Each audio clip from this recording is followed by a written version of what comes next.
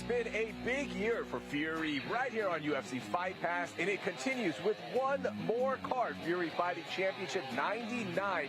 It gets going at 4:30 p.m. Central Standard Time, and in our main event, Michael, we've got the Texas kid, Michael Aswell. One more time, one more fight in what could potentially be his final fight for Fury. Yeah, really tough to get into the UFC coming right off of a loss. But he is looking to come back, even though he was promised a fight. He's looking to come back, looking to get another win, looking at another shot to get into the UFC. Yeah, taking on Dorian Ramos, which, look, it's going to be a tough fight for Michael Aswell, but he has never backed down from a challenge. And let's take a look at the rest of the card, which, again, 4:30 p.m. on UFC Fight Pass. You see Junior Cortez, a.k.a. Reyes Cortez, taking on Mana Boy Leo Mana Martinez. And I know we're at Fury, but that could be a UFC fight. Yeah, and it very well may be in the future. Yeah. Both of these guys fighting, Leo Mana looking to get back, and Reyes Cortez, a two-time Contender Series competitor, looking to either get back to Contender Series or get that call. Lucas Brennan also making his debut for Fury, has fought on some big stages, and there is a lot of excitement for this young man. You see Josh Aliman as well. So many good fights. John Giannis, let's talk about him real quickly, because you look at him, and he's a guy that, with his record 7-3, doesn't back down from anybody, and it's just kind of underlooked sometimes. Yeah, and I would say he's underlooked because he doesn't have a huge personality. He just goes in there, gets his business done, knocks people out, especially lately, and then just looks for another fight. Well, tune in on UFC Fight Pass. It starts at 4:30 p.m. We will be on the call. Rahil Ramzanli and the black belts himself, Michael Alexander, Alex Morono as well. Get your subscription in for UFC Fight Pass if you haven't already. We will see you there at 4:30 p.m. Central Standard Time.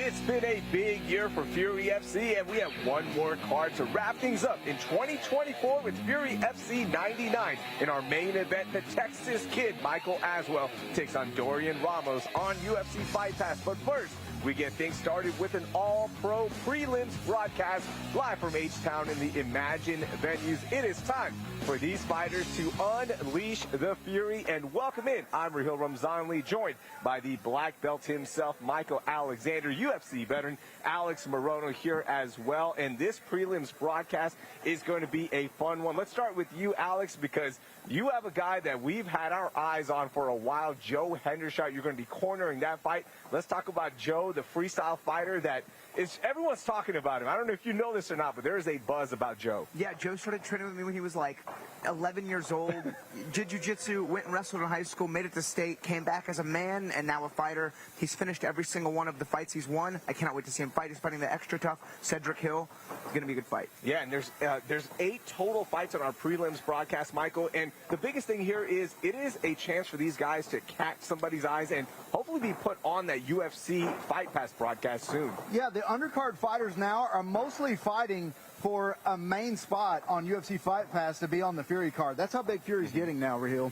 Man, this is going to be a fun one, so let's get things going and join the 4th member of our broadcast crew, the Fury FC Hall of Famer, the best-dressed man in MMA, the best voice out there. Here he is, Wayne Leggett. Happy holidays, fight fans around the world. We are live from Escapade at Imagine Venues in Houston, Texas. This is Fury FC 99, Ramos versus Aswell. But first, please welcome to the blue corner for your opening preliminary contest, Tyler Stout. All right, Tyler Stout, first fighter out, second time inside the Fury cage for the 1-0 fighter. Last time out, got this massive win over Aaron Peterson, and that fight was one where he absolutely dominated. Yeah, that fight was in August in Dallas. I remember it was the last fight of the night because it was a swing bout. Then the main event was a bloody mess. Tyler's fight was a bloody mess. I mean, I've been waiting to see this guy fight again. And man, we got him opening up tonight's card against another guy who loves to stand and throw hard. I think this is going to be a potential fight of the night, but I do not think this will go past the first round. Yeah, and these guys, you know, they couldn't do it to him again. This guy probably would have been at the end of the card, but he probably requested to be at the front, so he didn't have to be a swing bout just in case. I don't think we're going to have any today, but you're right. That was one of the bloodiest fights we've ever seen in Fury history. And it was the fight before that was that before we said that, before we saw that fight. Unbelievable night in Dallas, Texas. This guy is the real deal. This guy comes for a knockout, and he just keeps coming forward. He's a zombie. Yeah, despite being only this, you know, his second professional fight, he had 11 fights as an amateur, fought some pretty high-level amateur competition, had a good winning record, and yeah, you know, this is close to his 20th fight coming in here. You know, despite being a relatively, you know, new pro, but I'll tell you, he's fighting a veteran, and both guys are strikers, man. Such an awesome matchup, such a great opening fight. It's going to be that kind of energy all night long. These fights are going to be incredible. It's a final part of the year, and it's only right that we get it going with a banger, and Tyler is inside, so let's meet his opponent. Please welcome to the red corner, Herman Orpineda. Herman Orpineda, the 5-0 kickboxing record. He loves to stand and bang. Four-time inside the Fury FC cage, however, 1-2 here at Fury, riding a 2-fight losing streak. And it's only a matter of time before he gets it going because he's such a talented stand-up fighter. Yeah, 5-0 as a kickboxing professional. You know, he says he's a purple ribbon in jiu-jitsu. Don't know exactly what that means, but if it's anywhere near a purple belt, it means he's pretty skilled. Yeah, absolutely. And it's good to see him back in the cage. You know, he has got a great win over Culpepper, who was a real prospect. Orpineda, he'll keep a very high pace. You'll watch him in the first round, like, oh, that's a great pace, that's not sustainable. He can sustain it. He's got a tremendously powerful low kick. He's got a good chin on him, he's got good boxing. I mean, again, I can't stress how much of a fun opening bout this is for tonight's awesome card. A lot of striker versus striker matchups. I love this fight. This is going to be a good one. Herman is inside. Let's get our introductions. Ladies and gentlemen, your opening contest, brought to you by Howler Head Whiskey, is scheduled for 3 rounds in the Fury FC Flyweight Division. Introducing to you first, fighting out of the blue corner. This mixed martial artist stands 5 feet 8 inches tall, and he weighed in at 126 pounds.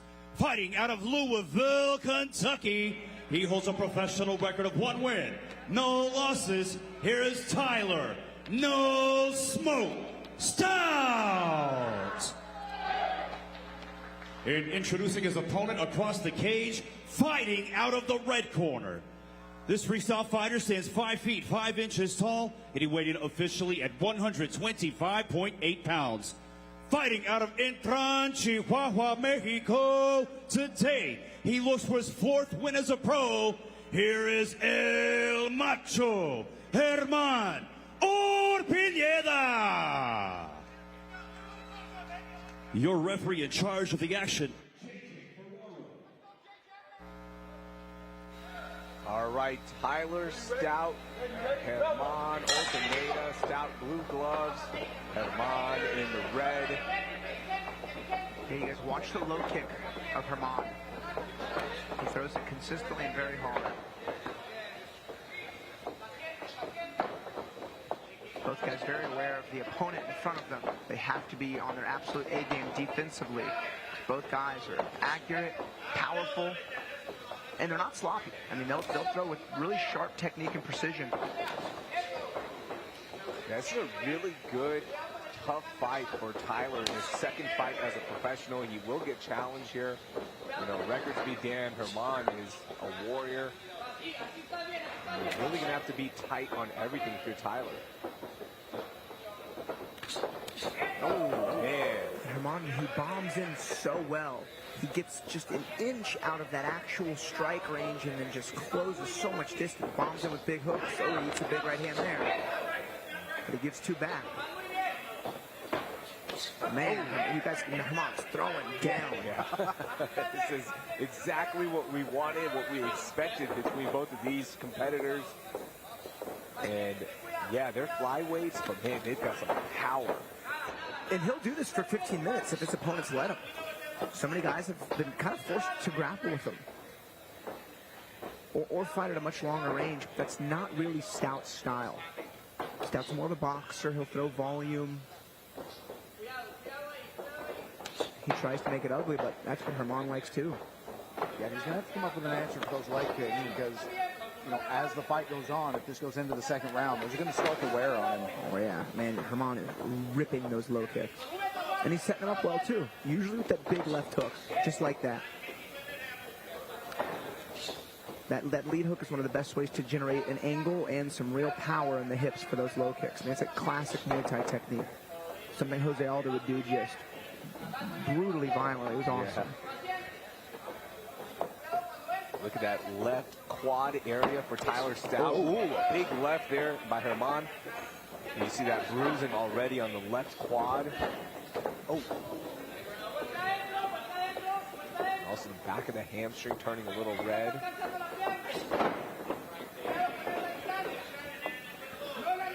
And yeah, that leg is chewed up already. Yeah, and Tyler Stout's pretty pasty, so you're going to be able to see those bruises immediately. That was Michael Alexander who said that. Yeah, it comes from a pasty guy sitting next to a pasty guy. We get it. Yeah, we get it. Oh, nice stepping elbow there from Stout.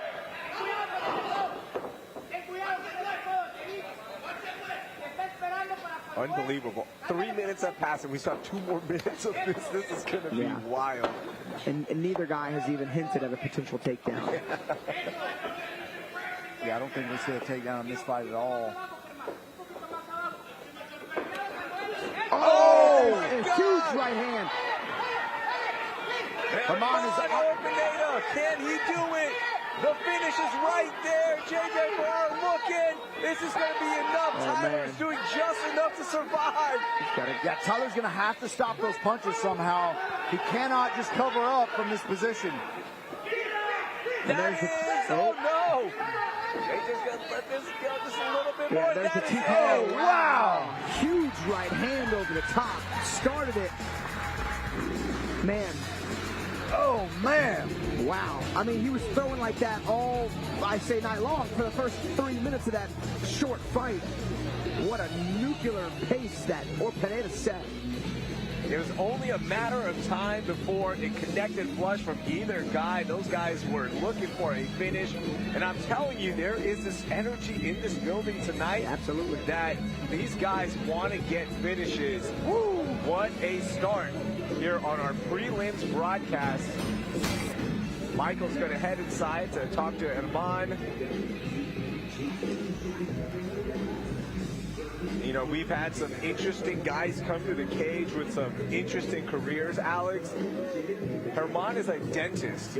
How about that? So Tyler could just go see him right after on Monday. I mean, Man, that right hook, look at that. Right at the temple. Oh. I mean, it was perfect placement.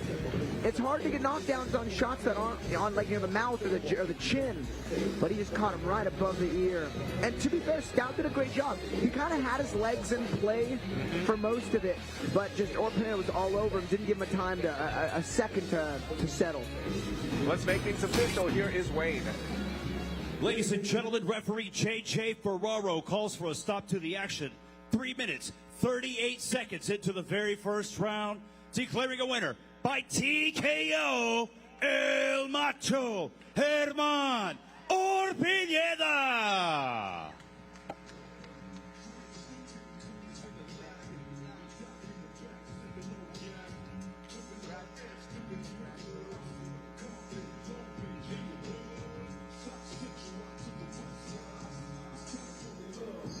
Congratulations to Herman Orpineda getting us going right here on our prelims broadcast. Let's get to our... And, man, what a way to start it off. And, hey, can't wait to see Tyler back in there. Tyler's all about that action as well. I love both of these fighters. And this is an interesting shakeup to our flyweight division. And for the first time here, as we get fights going, really excited for the rest of this card. 7 more fights left. So we will get things going here shortly. And, man, I mean, look, we got Joe Hendershot, as we talked about. That fight's going to be coming up in our co-main event for our prelims broadcast. And now we will go to our bantamweight division. Here's Wayne. Please welcome to the blue corner, Anthony Strapp.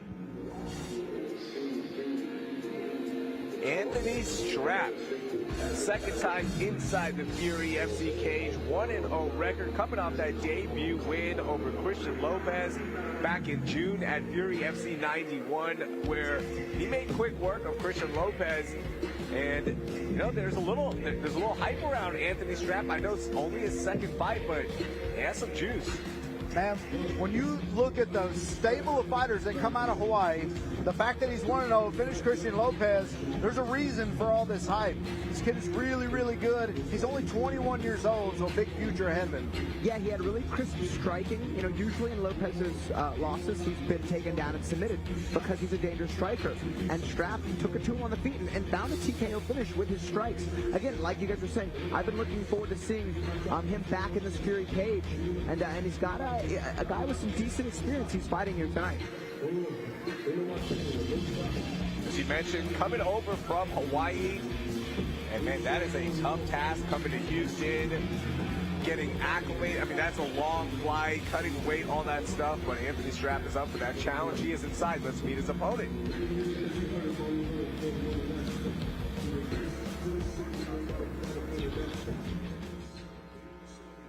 Please welcome Anthony Valenzuela to the red corner. Anthony Valenzuela, 4-time inside the Fury FC cage, holds a 2-1 record inside Fury, 3-3 overall. Riding a 1-fight losing streak, got finished by Armando Zuniga, Michael, back in August. Yeah, and I'm sure back over at training out of Jackson Wink, they've done some work with him, and you know, he's one of those guys that every time we see him, especially coming off of a loss, he gets a little bit better. So I expect to see a better Anthony Valenzuela than we saw even last time. And I look for him to bounce back pretty hard, Alex. Yeah, and in his pro debut, he fought Luis Garules. I mean, this guy has fought pretty tough competition. He has a win over Dimas Chapa, a win over a good prospect in Magi Kubles. He'll be fighting here in Fury pretty soon on an upcoming card. And again, Zuniga, he's a very, very tough out. So he's 3-3, but with some really stiff competition.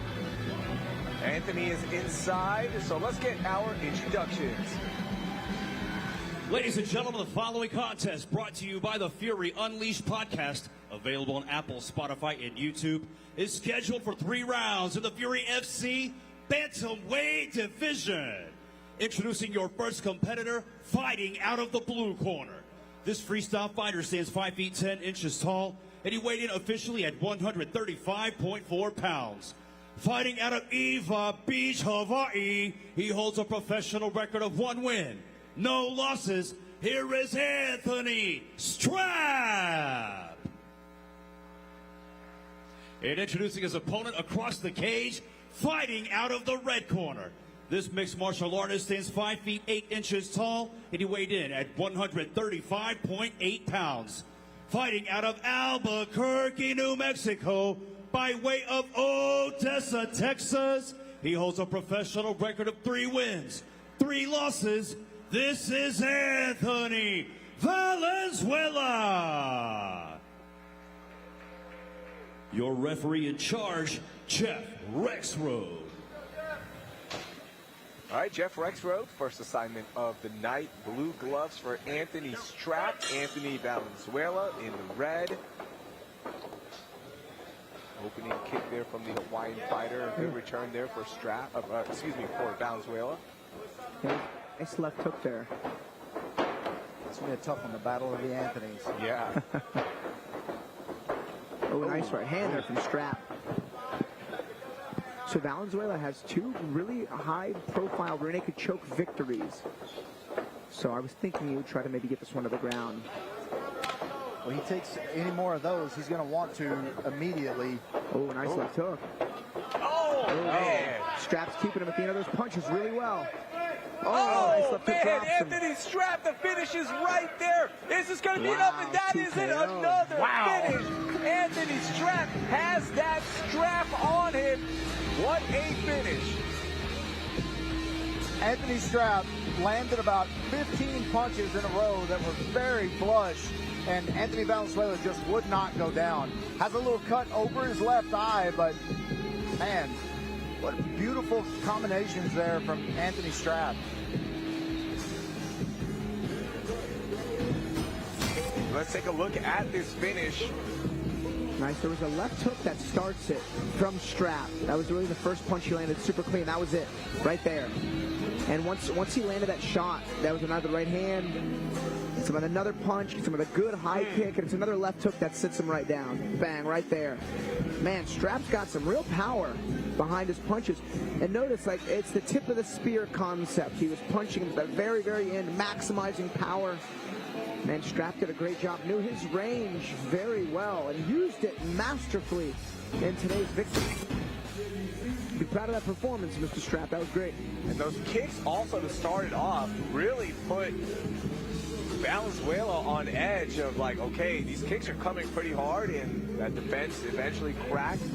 And those kicks softened him up. That was a performance right there by Strapp. Let's make things official. Here's Wade. Ladies and gentlemen, referee Jeff Rexroad calls for a stop to the action. 46 seconds into the very first round, declaring a winner by TKO, Anthony Strapp. I'm here with your winner, Anthony Strapp. Anthony, you came out to make a statement today, and you did just that. Very, very quick work here in the first round. Yeah, I came out, I trained hard for this fight. Props to him. He took the fight on 3 weeks. I had another opponent he pulled out, and he came in, he wanted to fight. Yeah, I trained very hard for this. I'm really, really happy. So, Anthony, you came out, and both of you guys were trading a little bit. Were you kind of surprised that he came out and traded you for even that amount of time? Did you think this was going to go to the ground? Yeah, I thought he was going to grapple, but when he came out, he hit me with a good right hand. I was like, okay. So I had to calm down a little bit, pick my shots. But, yeah, I was trying to move around just in case he decided to grapple, so I was just trying to stay on the outside. Well, you look very good today. You're 2-0 now. What's next? When are you going to fight again? I want to stay active. If it was up to me, I could fight every month. You know what I mean? Whatever. Anything out there, I just want to stay active. Well, Anthony, you keep finishing them like that, they may put you on the card every month. Your winner, Anthony Strapp. And with that, we'll be right back.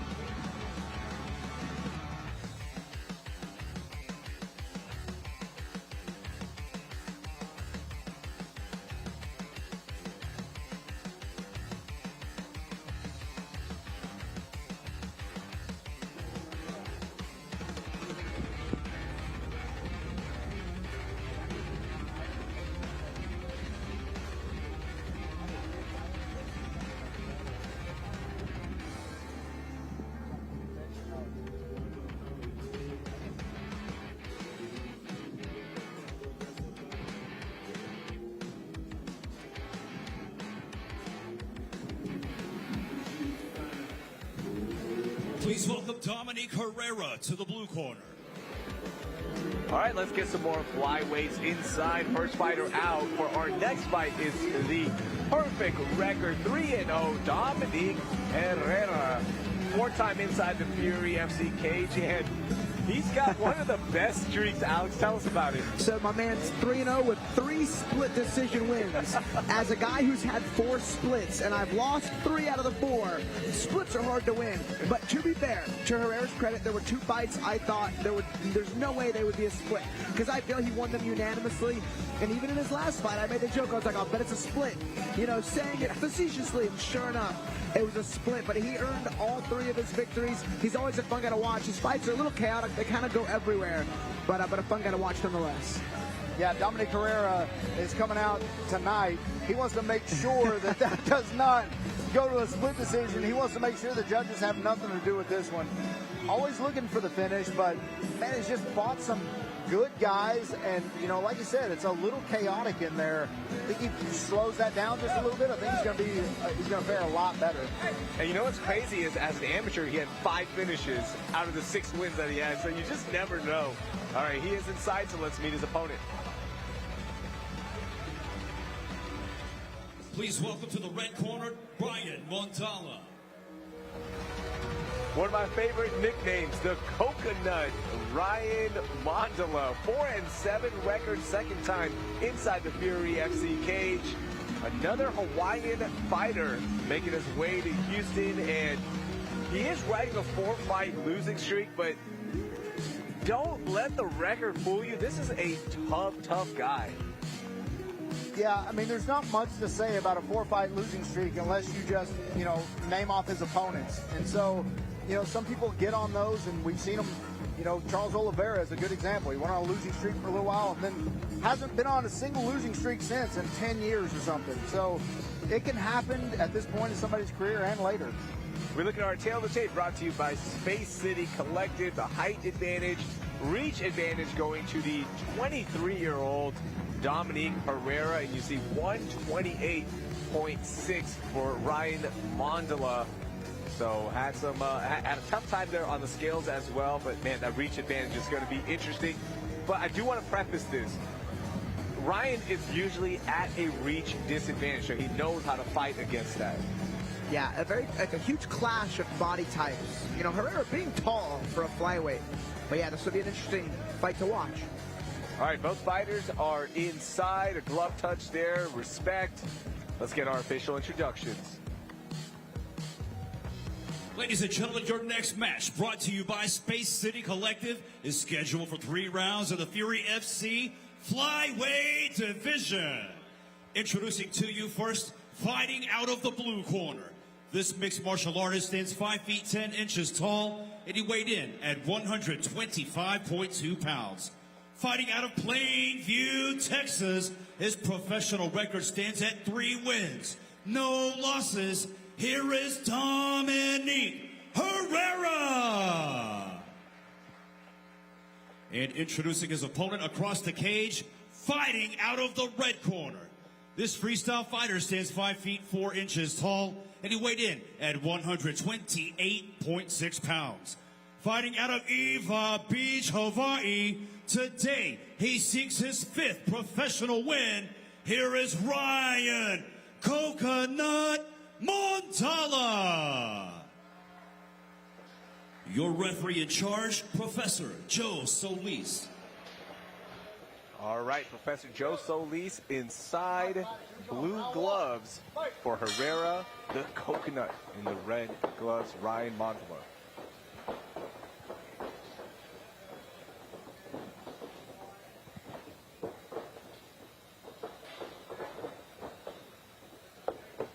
Feeling out process right now between both fighters. Opening kick there from Coconut. Oh, nice step and knee there from Herrera. That landed. Already putting that much bigger frame to use. And Herrera was able to catch that kick and then almost land a punch.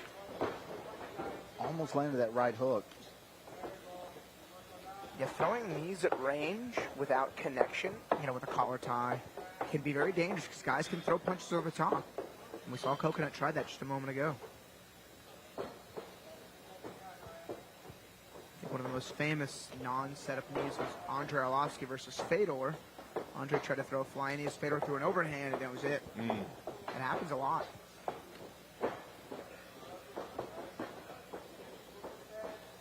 I actually had to set a rule for myself. I don't throw knees unless I have contact. Just because, you know, guys can throw a jab. Right as you're stepping in, knocked out balance. He might have clashed heads there a little bit. Ooh, big right there. Yeah. It was a very good right hand there from Herrera. Oh, then he drops man. him.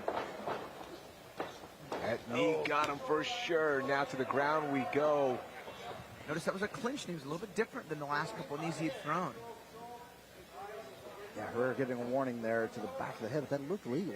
I didn't see any of those that looked close to the back of the head, but it was the other side away from us, so maybe so.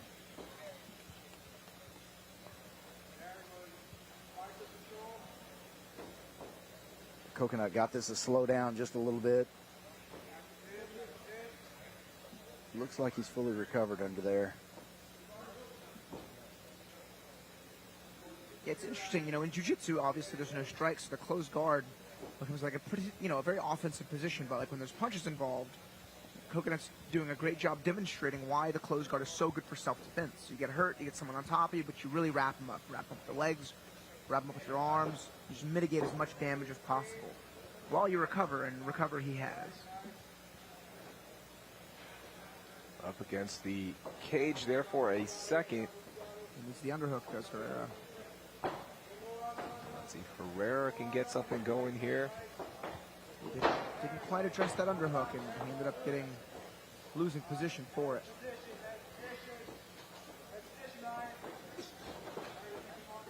And Herrera's looking for those knees. Being really crafty with them.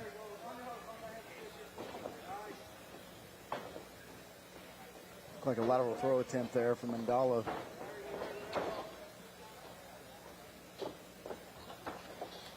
Nice Uchimata.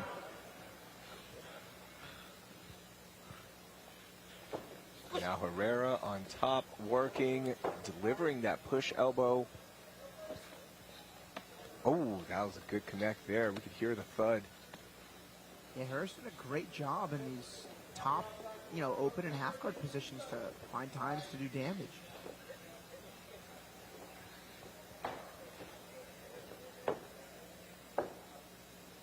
And Dominique not really looking to pass the guard. Mondala's had the guard open, just hasn't really made an attempt to pass it. Looks like he wants to punch from here, do a little ground and pound, but Mondala's doing a good job of controlling the posture.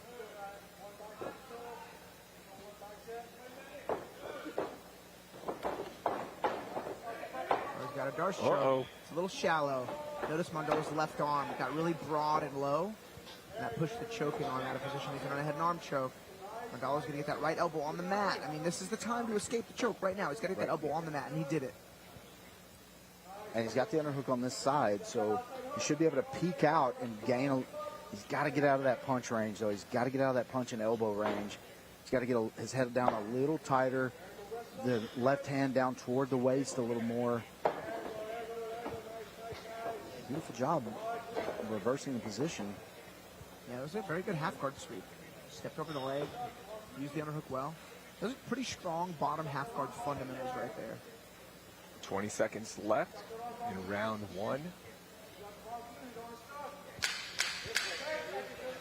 10 seconds left in round one.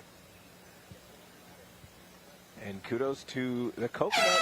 Negated a lot of damage. Probably didn't win the round here, but you know, when you've got Herrera in your guard for about 2.5 minutes, tight, it's going to be hard to get any damage in either way, it seems like, but survives the round, and we'll get a chance to go to round two. Yeah, Dominique Herrera dropping Mondala with that left knee there. Looks like it just caught the right spot on the chin. But Mondala looked almost immediately like he had recovered once he hit the ground. Able to get this underhook here, able to stand back up. Almost had him tripped and on top there. Nice Uchimata by Dominique Herrera. And then here's that half guard sweep. Son kind of pull that leg out and kind of move that from the shin to the knee to the outside 45, kind of forcing Dominique Herrera to go face down, which ultimately got Mondala the position. If you're Dominique Herrera's corner, you're telling him keep this on the feet as long as you can. Had the clear advantage there, had some big moments. Coconut's corner. Stay out of the range. If you get it to the ground, be a little bit more aggressive. You know, it's interesting, you know, Ryan being the shorter fighter, he needs to work to the inside. But Herrera's using those clinch knees, those long knees so well. You know, it's taking Ryan out of the one position usually the shorter fighter can thrive. Challenging equation to solve. Yeah, he's got to throw some flurries, and then he's got to crash that pocket and just, you know, get to Dominique Herrera before he has a chance to load that knee up. I think that's where he's going to just got to be a little dirtier here from Mondala. Yeah, maybe with the get your head off center line and really throw things big and wide over the top.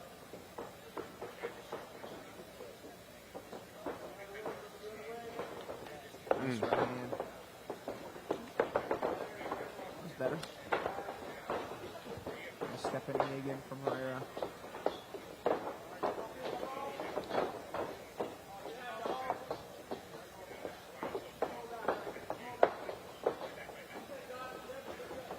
Herrera looking for his 4th win as a professional. Has 3 wins already, all split decision wins. Coconut looking for that 5th win.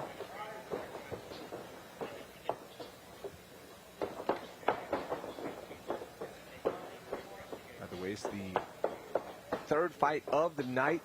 First time we've gone to round 2. First 2 fights have been finishes in round 1 if you're just joining us.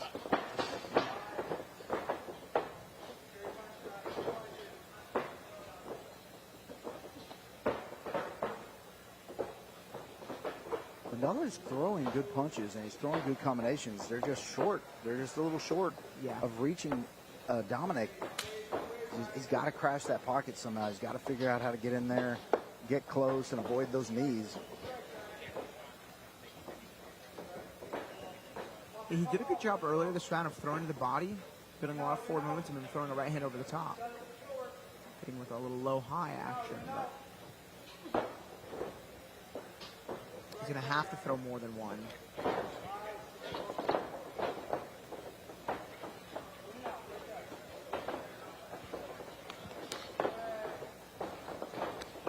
Halfway through this fight.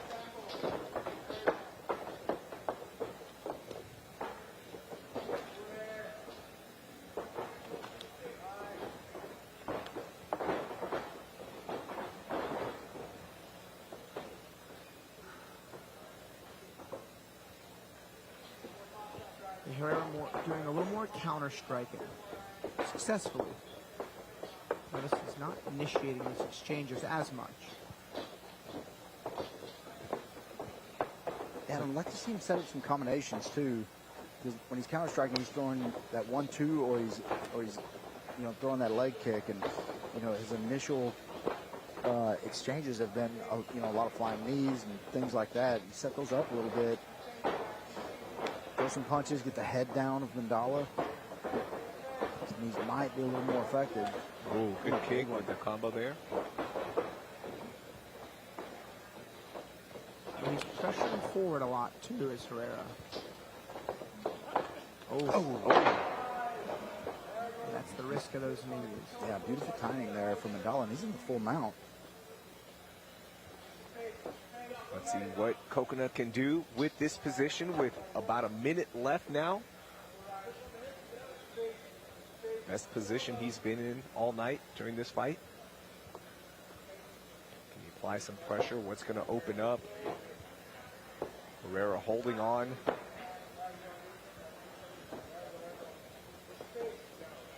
Mondala doing a good job of staying in the mount. He needs to dole out some punishment here.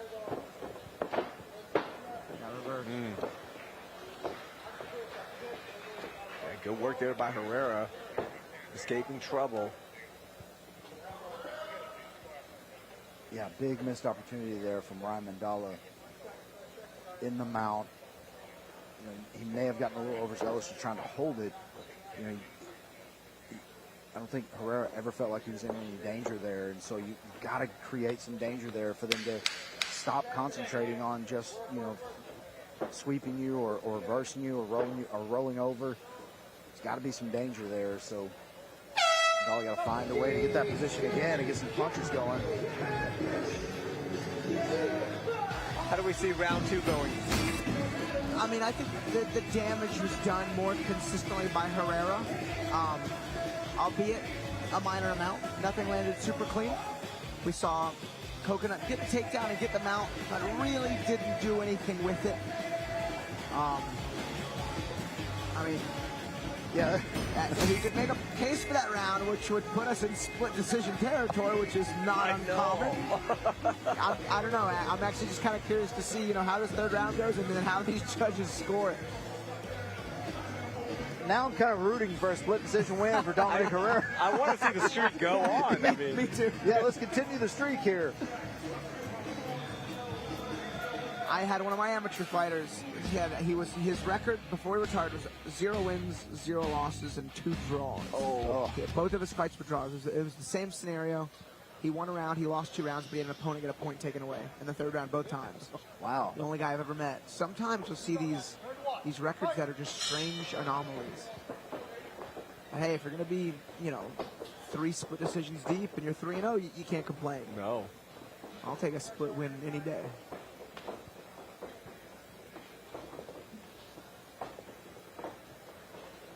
Low kick to get us going here in round 3.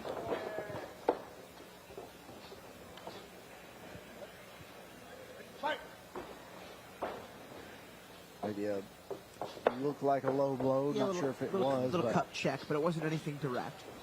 Oh, hey, looking for a huge spinning elbow. It's coming up just short.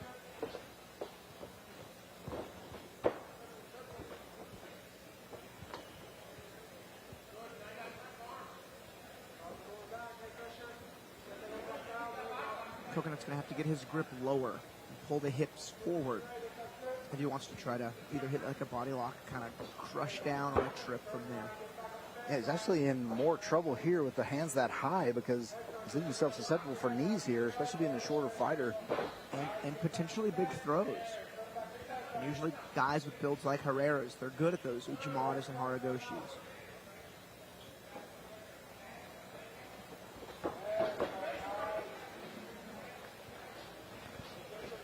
Yeah, this is the position to turn this into a dirty boxing match for Mondala. He's got to maintain that, inside the cage position. He's got to put Herrera up against the cage, and he's got to start throwing some punches.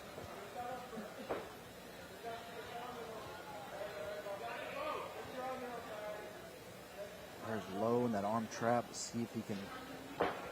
So difficult for him to get leverage there.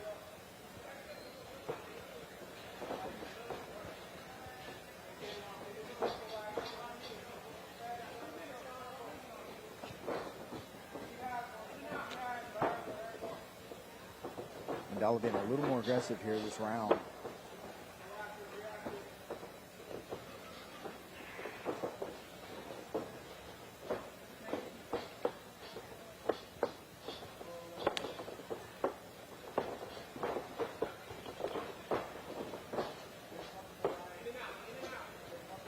This looks a lot like a gym session. It looks a lot like these guys are teammates and they're sparring a little bit here in the third round.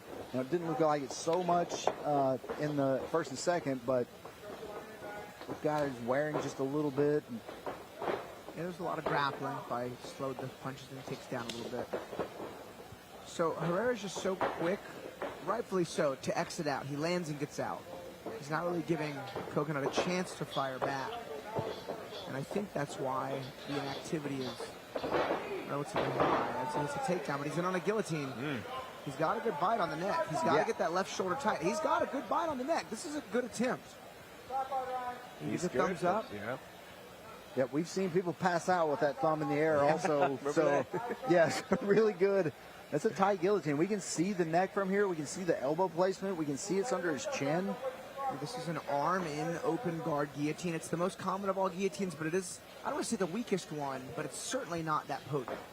Yeah, a lot of room to move, a lot of angles to cut for the person getting choked as he goes cross-body. And attacks him on flute choke. Some shoulder pressure. He's got to angle his weight to that left shoulder. and he unlocks his hands. Notice how Herrera freed up that left arm. He's not going to get choked now. Let's see what Coconut can do from here. I mean, if he can finish this round on the back, he could probably steal this round, which would be first round Herrera, third round Coconut, and then second round kind of a toss-up. We'll see, though. I mean, he's got this is exactly what Coconut needed if he wants to win this fight. I do believe he's down. And this is it. This is his chance. He's got full back exposure. He's got his hooks in. He's got the seatbelt grip. Pay attention to that left arm. Yeah, Coconut. He needs to soften him up a little bit here. He needs to throw some punches. But that arm is going sliding underneath the chin. Going to the mount now. Lost the back. Yeah, a couple of punches if possible just to see what opens up. Flat there. Notice Coconut staying really low so he doesn't lose position, which, you know, is technically appropriate. But staying low, you're not going to do much damage with strikes. Herrera works his way back to his feet. The guys are clinched up in the final seconds of this third round. Are we in that split decision territory, Alex? I mean, we'll see. We'll see. Yeah, this could be. I think this may be a Mondala round. I think he may have gotten the better of this round, landed the better strikes. Even though he was in that guillotine, never really in trouble, and then taking the back of Herrera there at the end. This is a difficult one. I think Herrera still wins 2 rounds to 1. Yeah, I agree. You know, so this may be a 29-28 judge's decision, but I mean, it also wouldn't shock me if it was another split decision. So we'll see. If it's a split decision, the judges are playing jokes on us. Yeah, at this point, they must know as well, right? Yeah, they're doing bits. You know, looking at Ryan, he had 2 big moments where he had the back and the mouth there on Herrera and just never did anything with it. No threat of any kind of choke, no threat of punches. And as you mentioned, Alex, it seemed like he was just more holding on for that position to not give it up. Yeah, and it's almost like a catch-22, you know, because he ended up losing position anyway. And the reason you don't punch is out of fear of losing position. So if it's going to happen inevitably, you might as well do the damage with the punches. Yeah, because you never know, especially from that position, when you're going to throw a punch or an elbow, and it's going to cut him, and it's going to just completely change the trajectory of the fight. So you got to be aware of that. Got to throw some punches from those positions. All right, Wayne is inside. Let's see how the judges scored this fight.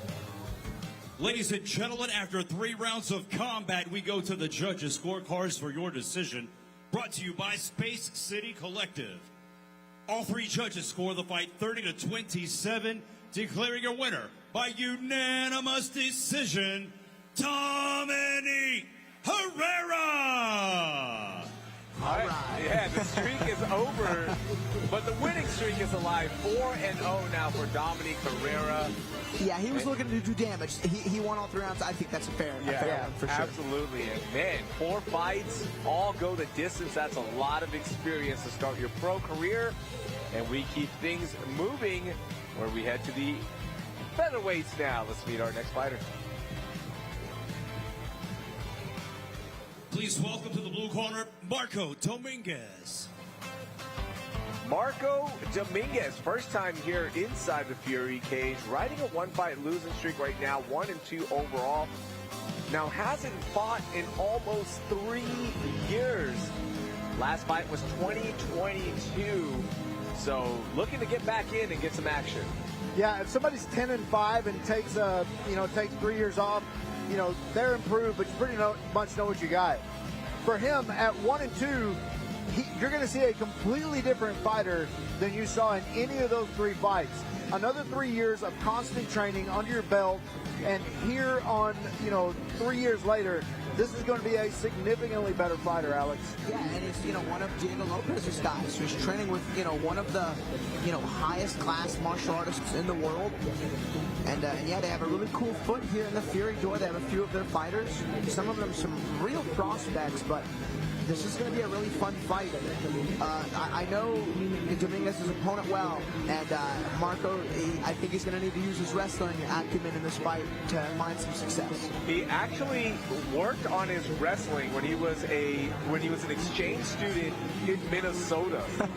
How about that? And Minnesota's a good place to do it. One of the wrestling meccas in the United States. Yeah, going from Veracruz to Minnesota, that is culture shock, my friends. Marco Dominguez is inside. Let's meet his opponent.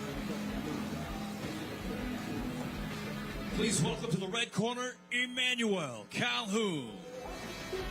Emmanuel Calhoun looking for that coveted first win ever as a professional, second time inside the Fury FC cage, and he does not back down from a challenge, coming off that loss against Damian Anderson. Yeah, and Damian Anderson even gave him props after that fight because, you know, he's like, you know, Emmanuel Calhoun is a bad MF, and you know, he's a professional kickboxer. He is very, very long. He hits very, very hard.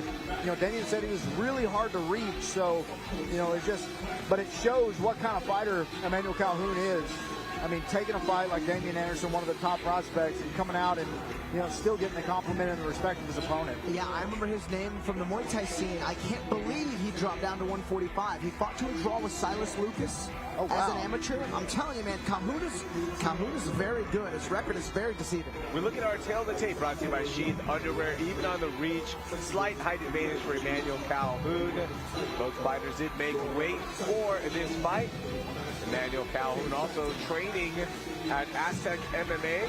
So you see Peña Albo in his corner, Fury fighter. Both fighters are inside. Let's get our introductions. The following contest, brought to you by SheathUnderwear.com, is scheduled for 3 rounds in the Fury FC Featherweight Division. Introducing your first competitor, fighting out of the blue corner. This mixed martial artist stands 5 feet 11 inches tall, and he weighed in at 146 pounds. Fighting out of Cordoba, Veracruz, by way of Puebla, Mexico, today he seeks his second win as a pro. Here is Marco Dominguez. And introducing his opponent across the cage, fighting out of the red corner. This freestyle fighter stands 6 feet tall, and he weighed in officially at 145.6 pounds. Fighting out of Oak Cliff, Texas, today he seeks his first win as a pro. Here is Shockwave Emmanuel Calhoun. Your referee in charge of the action, JJ Ferraro. This has got to be, on average, the tallest featherweight fight that we've had. Yeah. These are big dudes. Big, tall dudes. Blue gloves for Dominguez. Red for Calhoun. Now watch the clinch in the knees of Calhoun. Seen him win some amateur fights with him.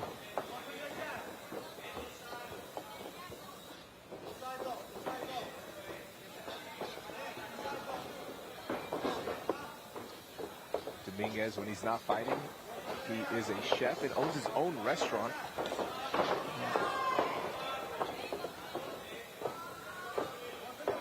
There's a wild-looking left hand there from Emmanuel. He kind of ducked down and threw across his body to throw to the gut.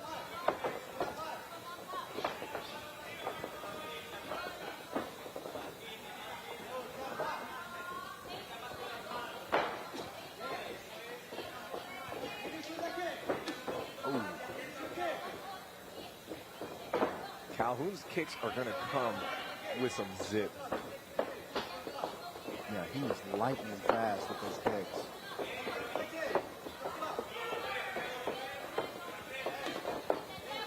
He's throwing those inside kicks a little low. I don't know if he's anticipating a check, but those are dangerous to hit that knee and that shin. Usually when you see shin breaks, it's from open stance inside checked kicks. That's a good left hand from Calhoun. Dominguez stands super sharp. He showed a really good boxing combination earlier. He's staying very consistent with his pressuring, too. It's a great way to kind of stifle and even fatigue good, strong kickers that just keep them on the back foot. That way they have to kick off of a less natural cadence. Takes a little more energy. And 1 second of pause there by Dominguez. Cost him a 1-2 there from Calhoun.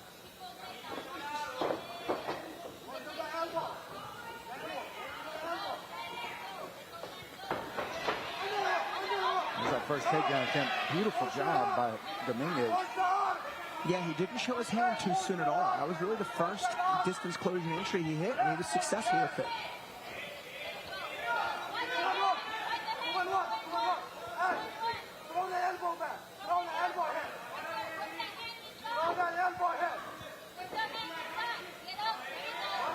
Marco's almost got the back.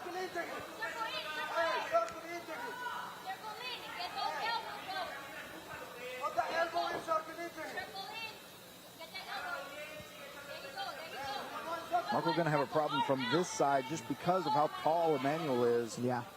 It's going to be very difficult because he's got to get either his left arm over the shoulder or his right arm underneath to, grab up by the shoulder on the neck or put his hands together. It'll be very, very difficult. He may be able to spin to his left and take this to the ground if he lifts that right leg of Emmanuel.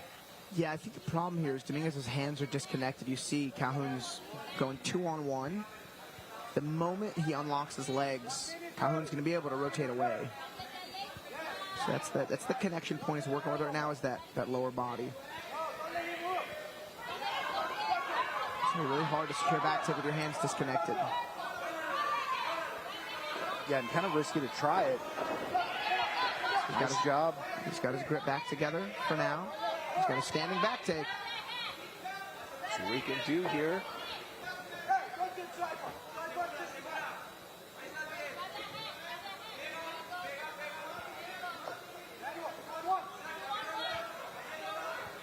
Emmanuel's corner calling for the 2-on-1. Make it difficult for Dominguez. Yeah, this is awkward for Calhoun too. He's got a bunch of weight in a really oblong position. We saw a UFC main event end with a knee tweak in this exact scenario recently. Notice all that weight is shifting to that left leg of Calhoun.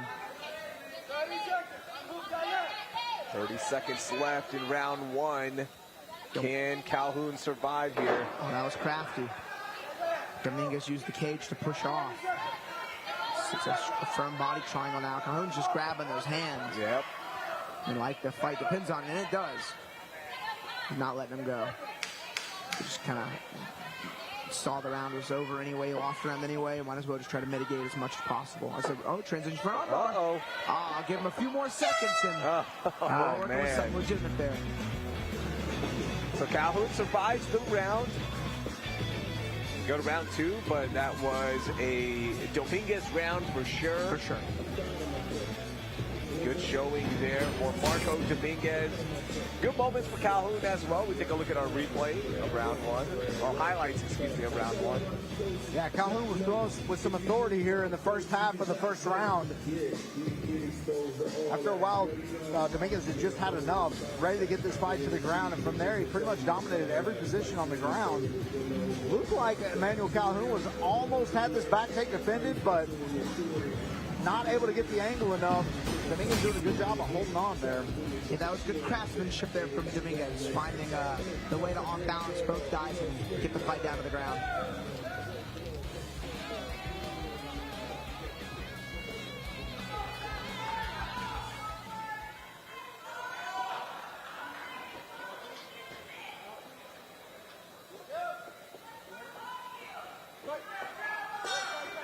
Let's get round two going. I like the pressure from Dominguez. Yeah, I wouldn't be shocked to see an early takedown attempt for Dominguez to give himself some more time to set something up. Yeah, I'll bet you Dominguez is going to fake some shots and throw some punches.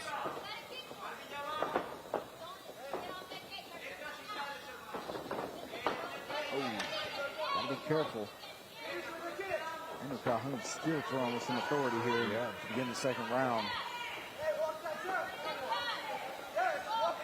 And even though they're 145 pounds, there's a big man behind those punches.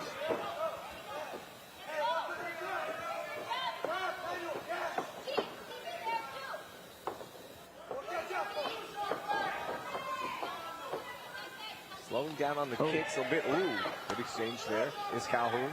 Start round 2.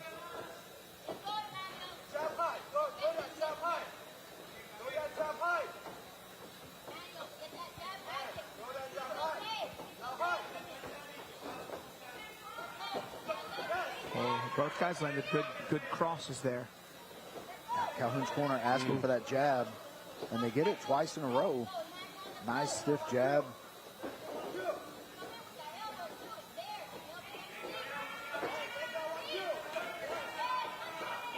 See a small cut under the eye of Dominguez and a little knot on the side of the cheek or orbital of Emmanuel Calhoun. Probably from that good stiff connect there just a moment ago for both guys. Exchange. Oh man, Dominguez went for it.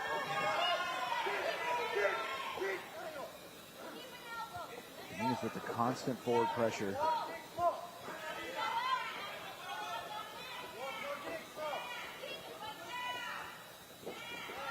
Ooh. It was close to a cup shot there.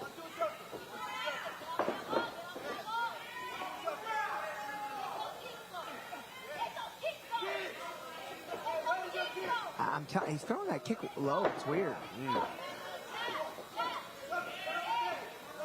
I'm curious if he's trying to target the calf and shin. Usually on the inside stance, you don't do that. Oh, man, good counter right there. Yeah, heavy cross. 2 in a row there for Emmanuel Calhoun from that southpaw position.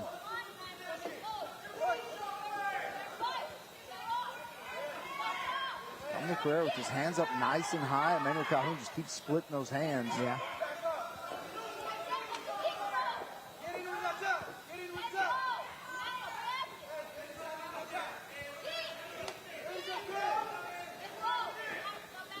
Under 2 minutes left in round 2.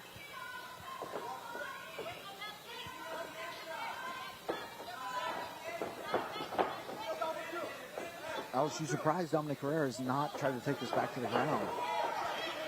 Yeah, I mean, he took that shot earlier and got shut down. You know, both guys pretty sweaty, too. I think it's going to be hard to really grab them.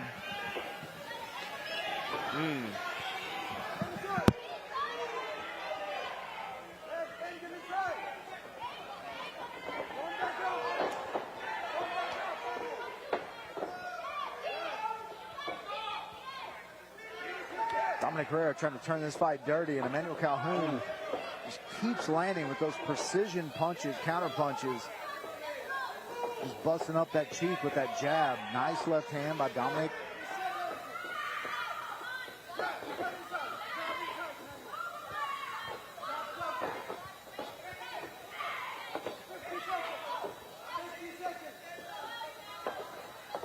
.45 seconds left in round 2. It's been all on the feet in round 2. Ooh.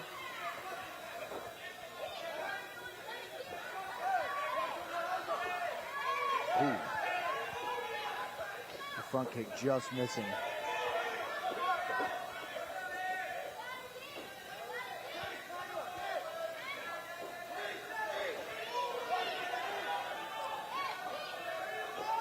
And Emmanuel with that long jab is...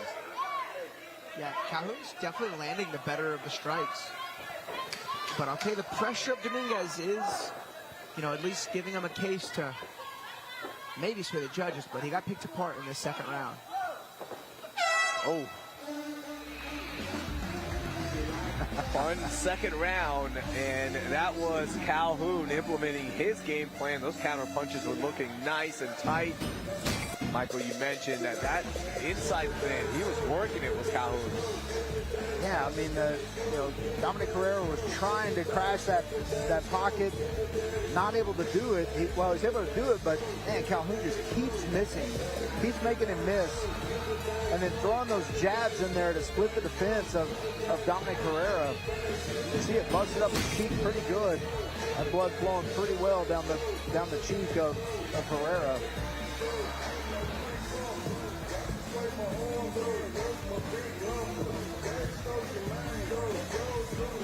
I think Dominic Herrera, after seeing that second round, I think he's got to find a way to get this to the ground in the third round. Yeah. You know, if he wants a chance to win this fight, and I do think he can win this fight if he can get it to the ground. Calhoun having no answer for his grappling earlier. You know, Dominic just ran out of time.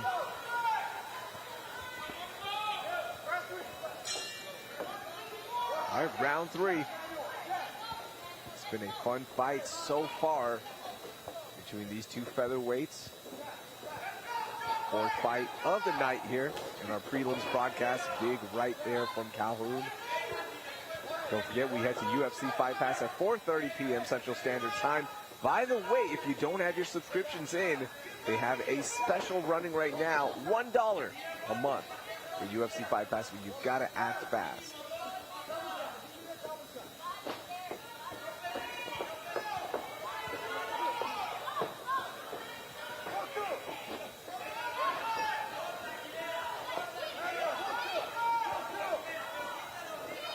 Dominic turning up the pressure here a little bit in the third round. Man, getting countered. It's a really tough position to be in. Feel like you're down in the fight. You got to turn up the pressure, but you got a great counter striker standing right in front of you.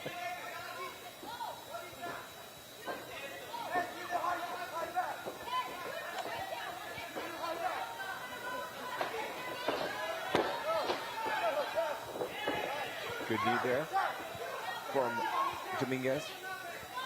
Yeah, Dominguez keeping the pressure super strong, but he's still getting hit with those straight shot counter punches there from Calhoun.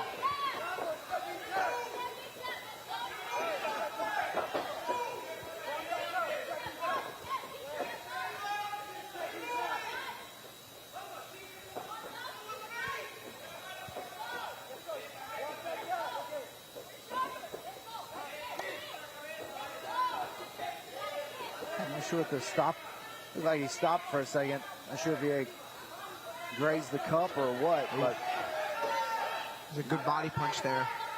Yeah, followed up by a left hand that just missed.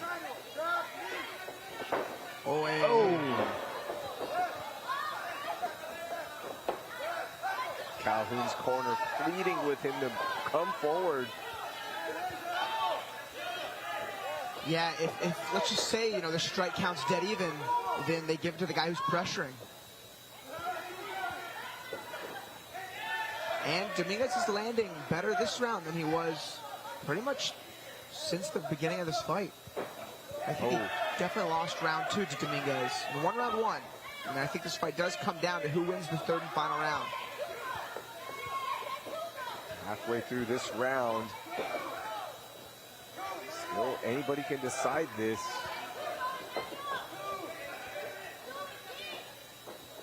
A very competitive fight here between two guys desperate for a win. Yeah.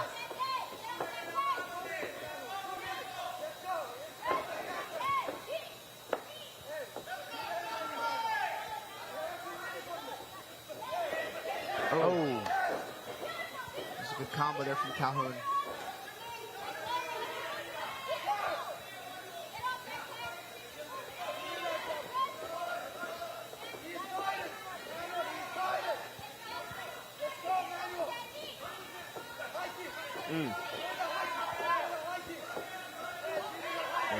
Dominguez is in the zone right now.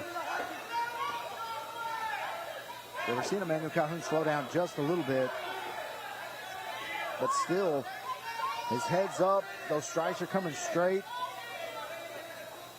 Very efficient striking technique here.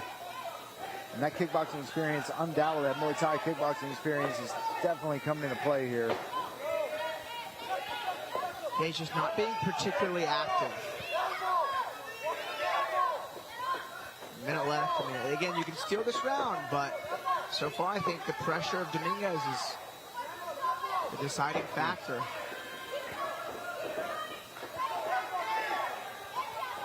Dominguez inviting Emmanuel Calhoun into the pocket there. I'm not sure if that's great fight strategy.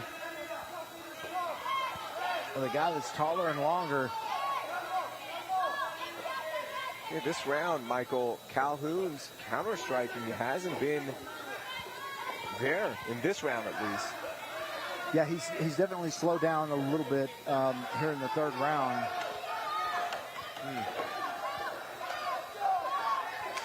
Marco Dominguez landing a little bit here. If Dominguez takes this decision, it's the forward pressure. I think that really, could do it for him. We'll see what these judges say. Yeah. A competitive fight, nonetheless. You could just tell in round 3, Calhoun didn't have that it factor like he did in round 2, where he was just on. Yeah, he was. But let's see. We'll see how the judges score this one as we take a look at our highlights from round 3. Yeah, Marco Dominguez, constant forward pressure, but still getting countered a few times in here. Nice combination there from Emmanuel Calhoun. Calhoun definitely slowed down there in the third. The pressure was never stopped from Marco. Will be interesting to see how they score this. I think it's a 29-28 either way, but man, it's gonna be really close in one round, and it's gonna be a tough one to call. Yeah, Calhoun, he had that good 3-punch combo there in round 3, but Herrera did throw more and had a little more pressure. I mean, I think we're going to see a 29-28 Herrera. I'm sorry, Dominguez, but we'll see. That was a close fight. Michael Aswell taking on Dorian Ramos in our main event. Woo! Right here at Fury FC 99 on UFC Fight Pass. We get that portion of the broadcast going at 4:30 p.m. Can't wait to have everyone join us there. But first, let's see how the judges scored this one. Here's Wayne. Ladies and gentlemen, after 3 rounds of combat, we go to the judges' scorecards for your decision. Brought to you by SheathUnderwear.com. Judge John Cave scores the fight 29-28 Calhoun. Judge Ramsey Ishak scores the fight 29-28 Dominguez. And Judge Ricardo Delgado scores the fight 30-27, declaring a winner by split decision, Emmanuel Shockwave Calhoun.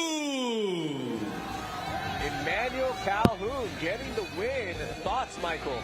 Yeah, I mean, I think it's got to be based on the damage from the first and second round. I can't believe they gave him all 3 rounds.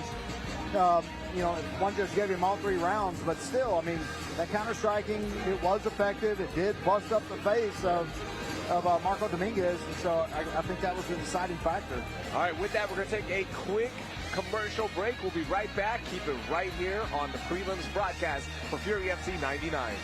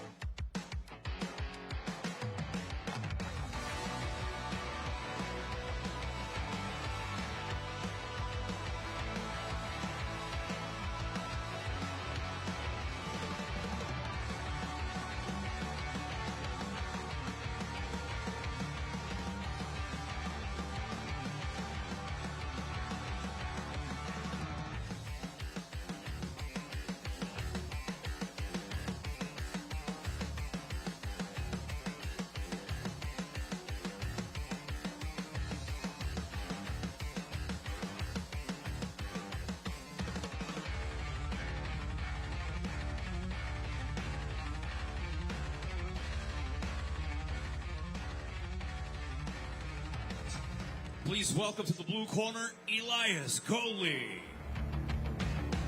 Elias Goley making his debut as a professional after going 5-0 as an amateur.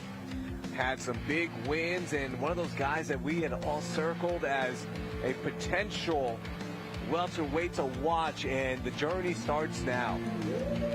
Yeah, Elias Goley is not only, is in his debut, but he came over and said hi to us earlier with Andrew. And how big is this guy, Alex? He's very tall, very big for the weight class. He looks the package. Yeah, he actually fought my guy Jade McKinnon in their last fight, and Elias was able to get that win. Showed really, really dynamic, powerful striking, and really good grappling. And I think that was his time to go pro. I think that put him at, 5-0 as an amateur? Yeah. Yep. Very impressive. And I was actually waiting to hear, when he was going to go pro, what he was going to do next. And he's got a good test in front of him here tonight. But yeah, Goley's got a bright future ahead of him.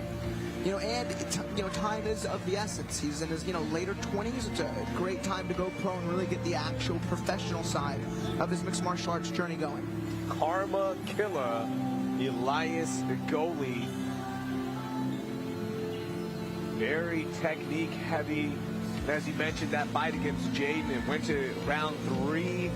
That was a fun fight, man. I know Jaden lost, but that was a hell of a fight. Yeah, we got a bunch of compliments from their camp because, Jaden was so young. They're like, we'll breeze through this youngster. But that was a dog fight. That was a fun fight. Gave us a lot of respect for Goley.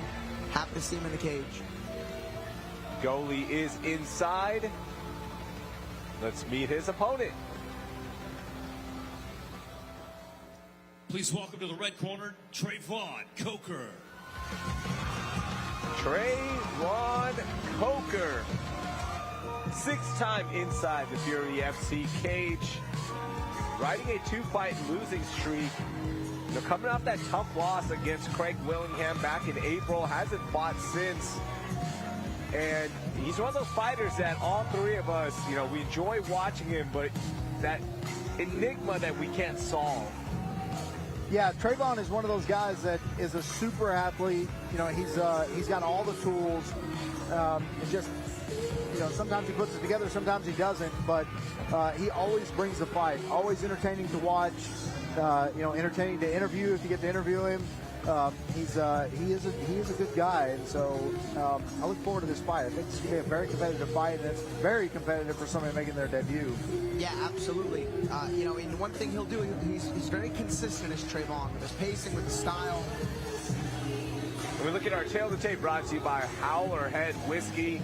The height advantage going to Elias Goley, but again, you see 5'6" on there. Treyvon Coker is not 5'6". This has become a running meme for all of his tail of the tapes. 69-inch reach there for Coker. He is inside. Let's get our official introductions.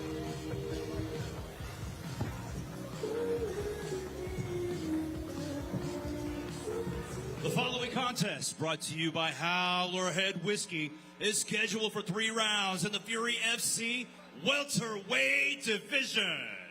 Introducing your first competitor, fighting out of the blue corner.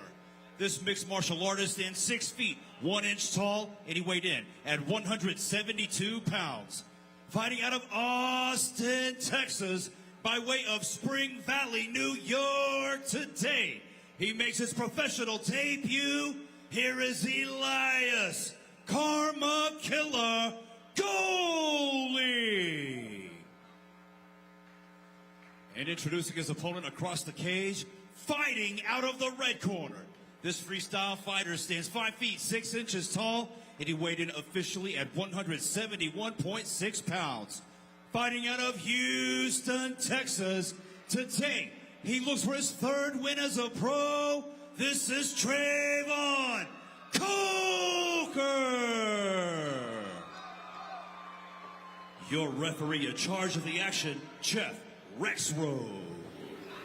All right, that expression that you saw on Coker's face is going to be the same throughout the fight, no matter what highs, what lows he sees. That is Treyvon Coker, who, by the way, gave us a nice compliment. He said, Alex, Mike, and Raheel smell good. like sunshine and rainbows. So thank you, Treyvon. And A smart man. Yeah. Yeah, and a nice little left hook right there. Yeah, Treyvon looking very relaxed here to start the first round.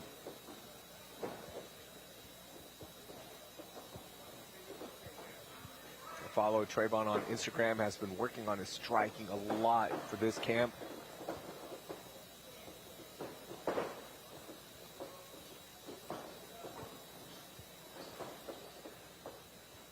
He'll keep kind of a low tempo but very consistent forward pace.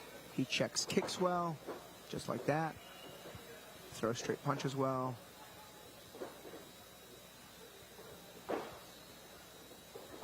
But sometimes if he lands something good, he doesn't really change the tempo and go for the kill. We're already seeing a slight difference in intensity in punches.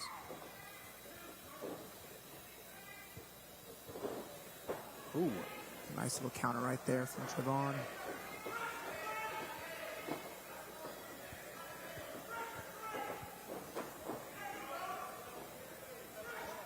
And that's that fine balance, right, Alex? You want your fighters to be relaxed in there, really take it, implement their tempo, but at the same time, you've got to be flexible and dynamic enough where you have somebody kind of reeling, you've got to jump and finish that fight or try to implement more damage as well. Yeah, it's a fine balance.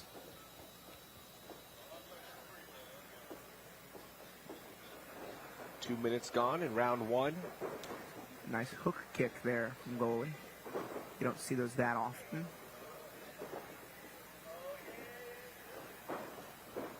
Yeah, two very different styles here.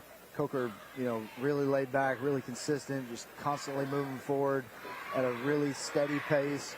And, man, Elias is going in there to throw some heat.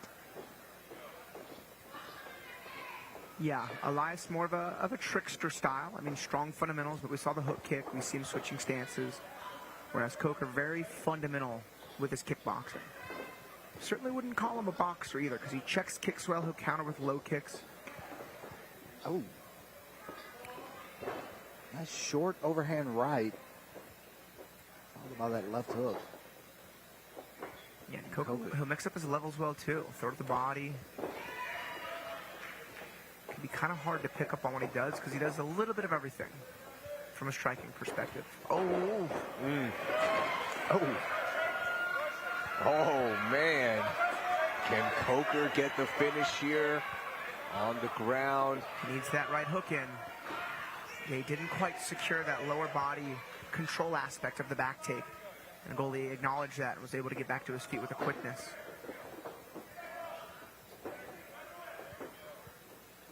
Oh, nice high kick, but again caught. It happened 2 times now. Looking for a triangle as Goalie, but Coker hip to it, clears his head. What's funny is both high kicks land, albeit glancing, but they landed as Coker caught and then scored a takedown. And clean catches, too. That second one was as clean of a catch as you can get. He used his arm to catch one side and his head to catch the other. Yeah. As he advances into full mount. Very smart there to stay fluid and not try to commit to that with hips forward. He was up against the cage, not able to get him flat. Here he goes now. He's got him a little flatter. We've not seen much of Coker's groundwork in the past. He grappled a bit with Bruce Whitehead early on in his career. But Bruce has such strong wrestling, and he's a black belt in jiu-jitsu. So Coker did a lot of, like, you know, position and damage mitigation. But we've not seen him in an offensive swing yet. And he's been doing well. I think Goley's trying to make up for a little bit of lost time he spent on bottom there.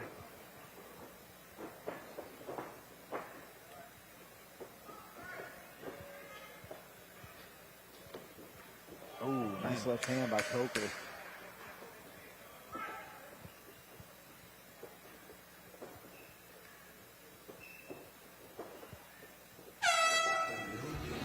All right, eventful first round there for Coker and for Elias Goley. take a look at the highlights for round one. Yeah, both guys starting off landing jabs. And both guys throwing really well. Both guys just barely missing, but here's that first kick. I mean, that knee landed on his head, but Treyvon used it to score a takedown. Yeah, Coker able to get the back, but not able to keep it. Elias got back up. And we'll see if we see that other leg kick, or the other head kick. That was it. That was the setup right before they broke, but Coker able to get him back down. Elias got back up. You see Elias has a cut across the bridge of his nose. So damage-wise, I think, that may be a Coker round. Elias was throwing with a little bit more authority, but Coker's landing at a little bit steadier pace.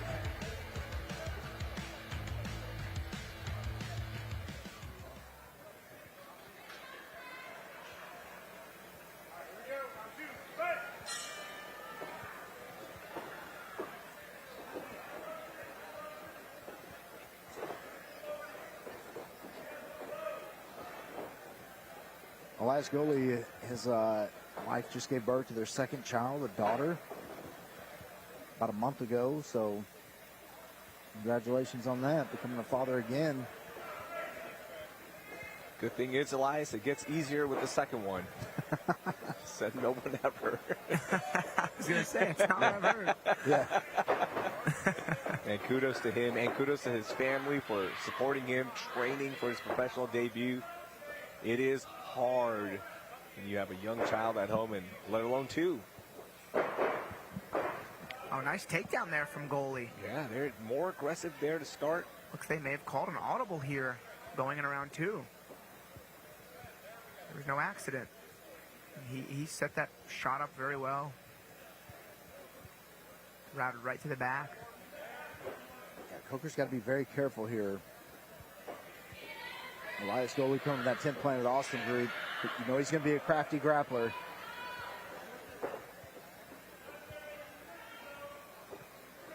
Always love visiting those guys over at 10th Planet in Austin. Andrew Craig, Curtis Hembroff, Zach Moore, Gabe Tuttle, Kamoy Anderson, all the superstars are over there. And if you've never been to their open mat, you have 100 people to roll with. Yeah, I went and did some work with their MMA guys a few months back and had just an absolute blast.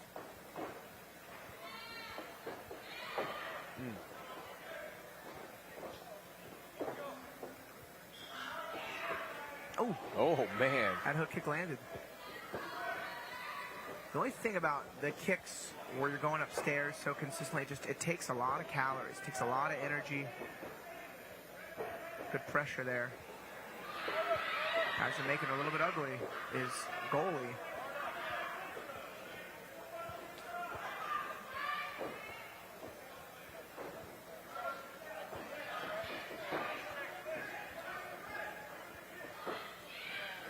And that's going back to that moment right there where Coker looked like he caught a good counter right. Had Goalie stunned for a second and didn't pounce for more damage. Yeah, Goalie looking like he's taking more damage, but he's definitely throwing and landing more.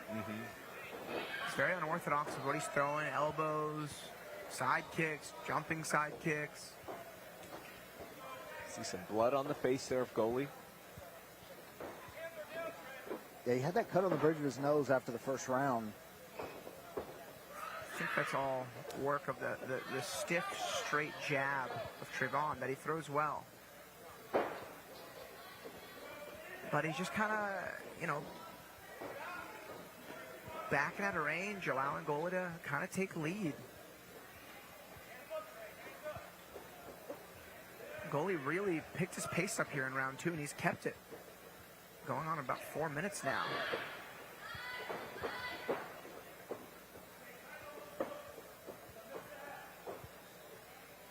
Now, Elias Goley definitely putting the pressure on now.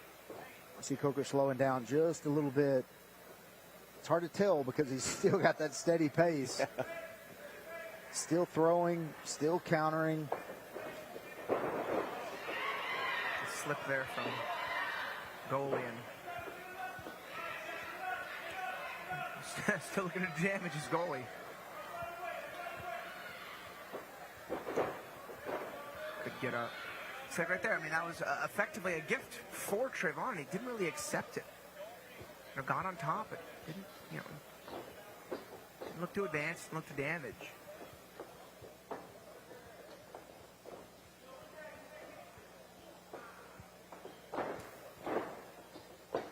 Nice body kick there from Elias Goalie. Ooh, big left hand from Coker.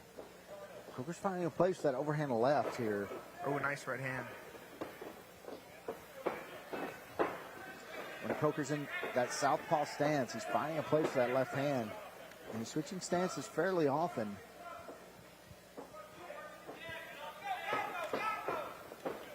Ooh. 10 seconds left. Sorry. Goalie had to have thrown 4 times the amount of strikes that Coker did in the second round. And I'm kind of speculating, but the volume of Goalie was high that round, and it was low from Coker. It was a good round from Goalie. It wasn't the prettiest, but I think that's what he needs. Yeah, no real setup there. Just kind of a feint into a takedown there. Successful against Coker, but not able to keep him down. Coker able to get back up, and these striking exchanges, some of them were just nasty. And, you know, sometimes Coker would catch that big left. As he switches stances, he's throwing that overhand left, and he's landing with some success. And I think that's 100% of the damage that Elias Goalie is taking is from that left hand.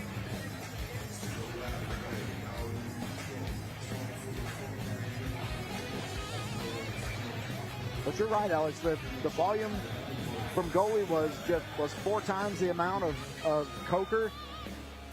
You know, and the effectiveness of Coker, I don't think the few punches that he landed overrode the amount of volume and the pressure that Elias Goalie was putting on. So we may have a 1 round apiece here. All right, let's get it going. Round 3.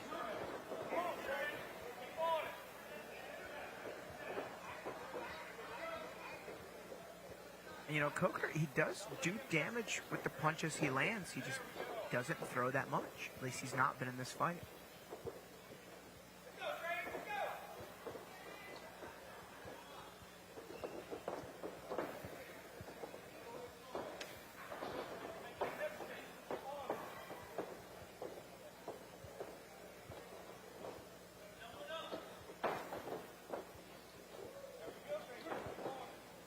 Even here in the 3rd round, Treyvon Coker staying very fundamentally sound.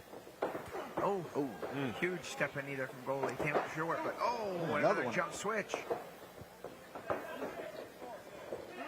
Stalking him down as Goalie.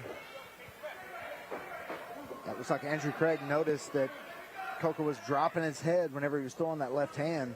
Oh, good elbow. Man, that was a really good exit elbow. It just looks like Goalie just wants it more. Got to get a much higher pace. Sit on a high crotch. Gets hands on the ground, lands a punch. Man, Coker just slithers out of that high crotch. It's weird. It looked like an octopus. I didn't know how he got out of that. Oh, man. Ooh, Nice man. right hand over the top. Oh, good jab from the switch stance. Body shot. Oh, Man. it was a good high kick. That was a very good high kick. Elias Goalie having his way right now. For Treyvon Coker in round 3. This is the best flurry he's had. I can't tell if Treyvon's hurt or if he's just hanging out. I mean, or if he's tired. I mean, I'll tell you, the guy's got a good poker face on him. I'm not too sure. Oh, man. Man. Is this going to be enough? Goalie unloading. Yeah, Elias Goalie starting to land flush here. Same amount of volume, but he's starting to land these punches. Oh, they're landing flush. Oh my Hang over the God. back fist. Man, how is Treyvon Coker still standing up? But, like, beyond that, he's not showing anything. I don't know if he's hurt or tired or having fun. I mean, I think he's having fun. I don't know. That doesn't look fun right now. Yeah. And that is It's a it. standing TKO. Just Wow. Goley. He earned that win. Wow. Earned it. I mean, he just dug deep, starting in the first second of round 2, ran across the cage, and just put a pace on him. Wild. Congratulations to Elias Goley. That is how you start a pro career. I mean, he took it. Wow. What a win there for Elias Goley. And Treyvon Coker, I mean, how does he take those punches? I mean, he took 20 punches in a row, a few knees, I mean, some head kicks, and he still kept fighting. Stayed standing. I mean, Yeah, I mean, this is, it just wasn't super active, attempts to make his way out. And I think that's why the ref stopped it, because it wasn't getting any better. Yeah. But I mean, notice the body language of Coker. Stays standing, doesn't look wrong, but just absorbs way too many strikes. I mean, Goalie just unloaded. Goalie threw everything he could. And landed well. That's a great stoppage. And man, Elias Goley saw it and took it. That's a finish right there, especially against a guy Hard to finish. It's very hard to finish. So that is a big check box for Elias Goley that, all right, things are looking and trending the right way. Let's make things official. Here is Wayne. Ladies and gentlemen, referee Jeff Rexroad calls for a stop to the fight. 2 minutes, 46 seconds into the third and final round, declaring your winner by TKO, Elias Karma Killer Goley.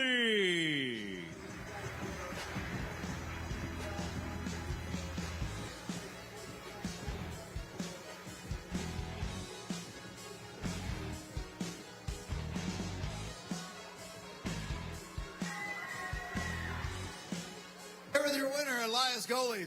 Elias, you had to be wondering, what is it going to take? What kind of bus do I have to hit this guy with to knock him down? Absolutely, man. He was so tough, very tough, and I just kept at it, tested my cardio, and pushed through and got the finish. Elias, you went against a 5-fight veteran for your pro debut.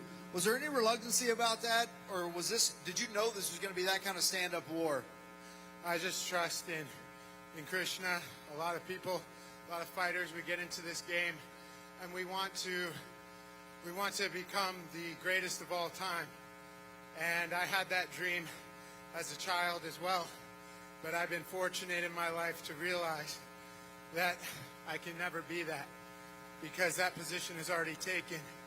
The greatest of all time is known in every corner of the earth by many names: Allah, Yahweh, Krishna. And I'm here not to try to be number one, but to try to redevelop my loving relationship with He who is really number one. Well, Elias, you know, you're such a nice guy. It's hard to believe you're that big of a savage inside this cage whenever we see you and talk to you outside of the cage, but you are definitely that. So what's next for you? When do you want to fight again? I know you want to enjoy the holidays and see the new year come in. What's next for you? Yeah, I leave it up to the matchmakers here for Fury. I'm very happy to have a contract with them and have a couple more fights with them. And you guys give me whoever will take me, right? And I'm just going to try and keep highlighting people and hopefully humble myself and humble my opponents. Well, it was very impressive, Elias, and we look forward to seeing you again. Your winner, Elias Goley. Congratulations to Elias Goley getting his debut win. And with that, we'll take a quick break, but keep the stream right here for our prelims broadcast.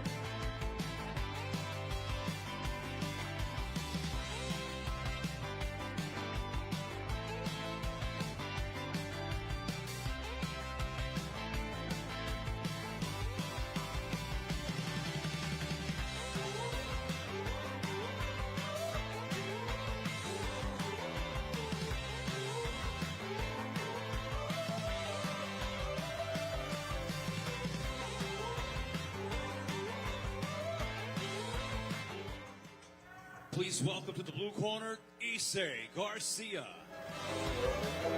Isay Garcia, third time inside the Fury FC cage.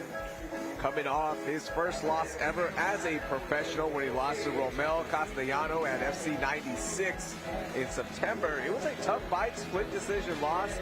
And it was just like almost, it seemed like a wake-up call, Michael, that things aren't going to be easy as a pro, Isay. Yeah, and especially here, you know, this roster in the lighter weight classes is as good as anywhere in the country.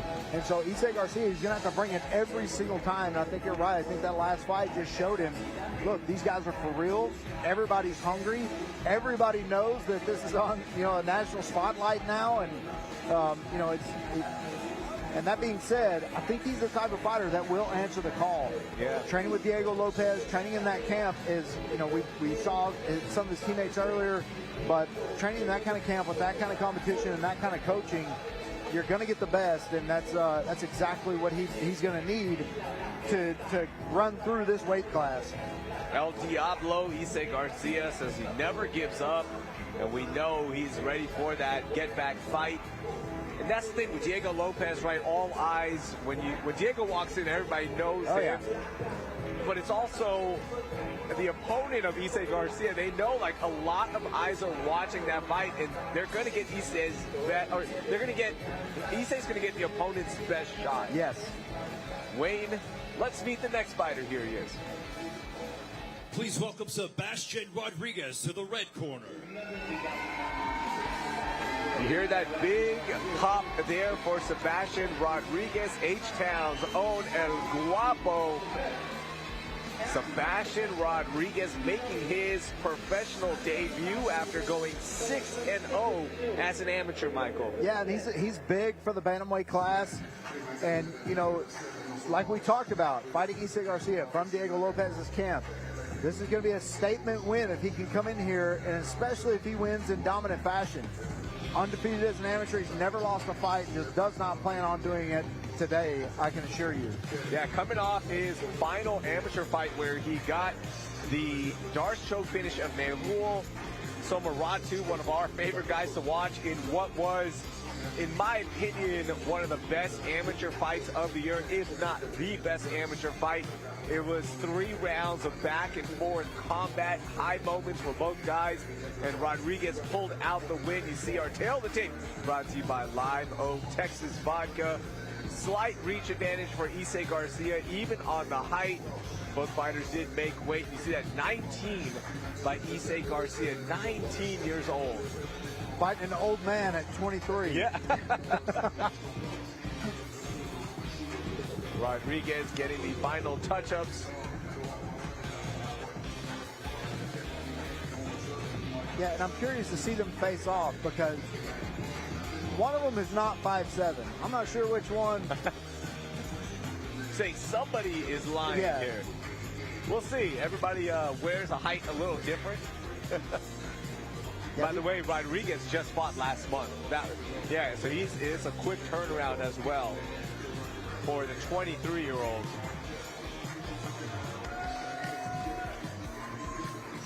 Always brings a nice crowd, does Sebastian Rodriguez.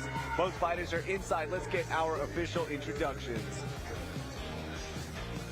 The following contest, brought to you by Live Oak Texas Vodka, is scheduled for 3 rounds in the Fury FC Bantamweight Division. Introducing to you first, fighting out of the blue corner. This mixed martial artist stands 5 feet 7 inches tall, and he weighed in officially at 135.8 pounds. Fighting out of Puebla, Mexico, his professional record stands at 1 win, 1 loss. Here is Isay El Diablo Garcia. And introducing his opponent across the cage, fighting out of the red corner. This freestyle fighter stands 5 feet 7 inches tall, and he weighed in at 135.6 pounds. Fighting out of Houston, Texas, today he makes his professional debut. This is Sebastian El Guapo Rodriguez. Your referee in charge, Professor Joe Solis. Professor Joe Solis inside. Isay Garcia, blue gloves. Sebastian Rodriguez in the debut red gloves.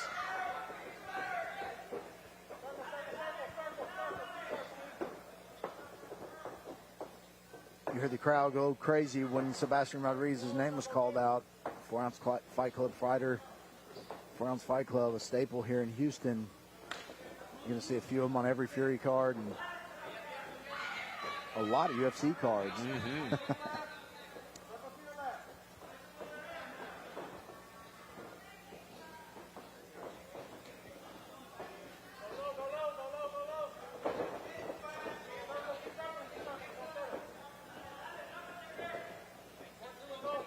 Sebastian Rodriguez said he plans on cooking Isay to the bone this fight. I've never heard that description. Yeah, me neither. I'm not exactly sure what that means, but I've heard you're going to cook somebody, but man, to the bone. Woo. yeah. That's aggressive. Well, right as we said that, he landed a big left hand. Isay Garcia continuing to come forward, though. Just saw Josh Van into the building.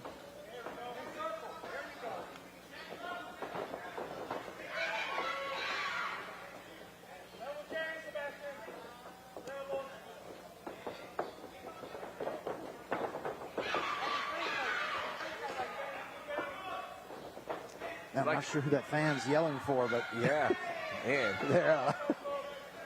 I feel like this fight is going to be on the feet the whole time, Michael. I don't see this one going to the ground.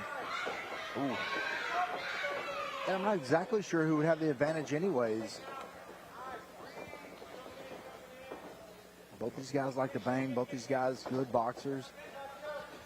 Rodriguez in his last fight, round 3 started, he ate a pretty big punch, got to the ground, and then worked his way until that choke opened up in a transition with about 30 seconds left, roughly. So has some good moments on the ground. I don't think El Diablo wants to take it to the ground. He wants to keep this standing and is trying to make quick work of El Guapo. That's a good big right there. Oh, Nice kick to the body by Rodriguez.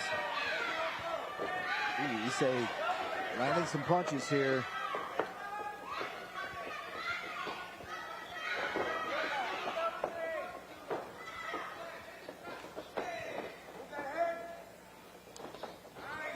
which one would you like to be, El Guapo or El Diablo? I don't know. I think I'd rather be El Guapo, but El Diablo, Yeah. That's pretty cool too. yeah. You just don't want to be El Gordo. Yeah, I That's wouldn't. one I you don't wouldn't- want to be. I mean, if I was going to be one of the three, unfortunately, I'd be El Gordo, I think. I don't think so, man. I don't think you're El Gordo. Oh, man, good pressure there from El Diablo. Isay Garcia. But Rodriguez also bringing it, man. This is exactly what we expected between two talented fighters. First takedown attempt there from Rodriguez. Isay Garcia stuffing it. It seemed like it was more just to kind of throw Garcia's timing off, if anything. Yeah, he didn't commit to the shot. Yeah. He didn't commit to actually shooting. Didn't change levels for it. Just kind of closed the distance.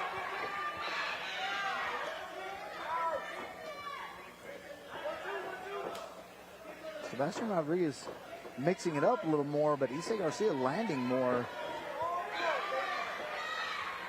Oh, man.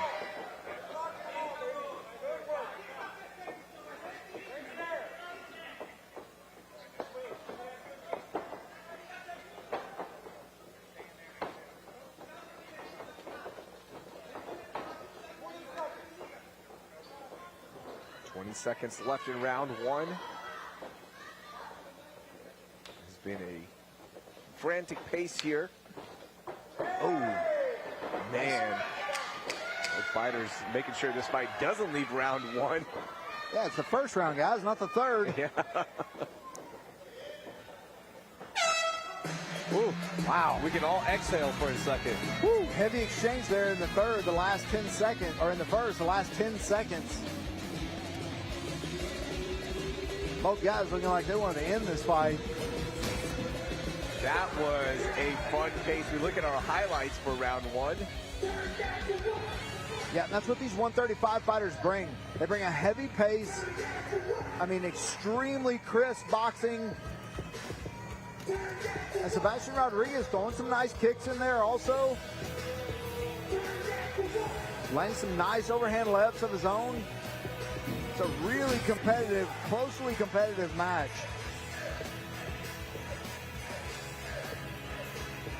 See UFC superstar Diego Lopez in the corner of Isay Garcia.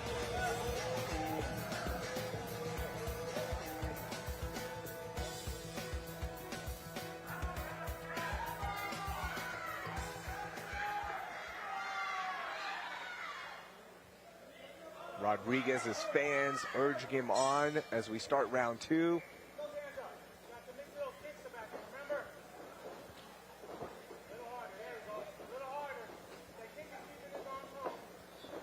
They definitely talked about more kicks to start the round. Michael did Rodriguez's corner. Yeah, I think they just want to keep him at that distance. I think that's the distance they want to keep him at, is kicking distance. He keeps him at that. He's a little more out of the pocket. Oh, very nice throw there. Takedown attempt from Sebastian Rodriguez. Isay Garcia with that beautiful lateral throw, and then right back to the feet.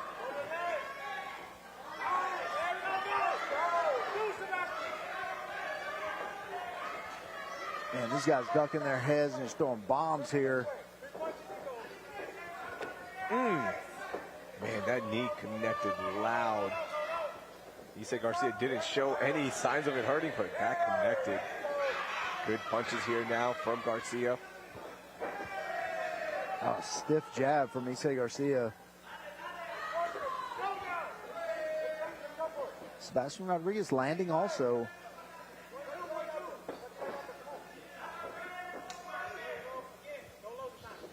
Throwing that inside leg kick, Isay Garcia with that nice 1-2. Oh.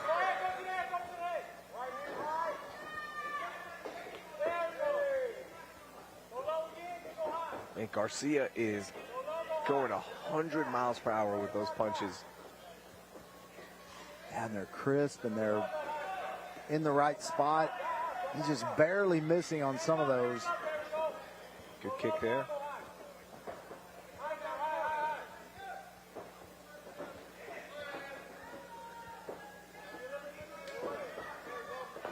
Oh, good combo, followed up by that front kick. Isay Garcia landing nicely here in the second round. Checks that one. Nice jab there from Sebastian Rodriguez.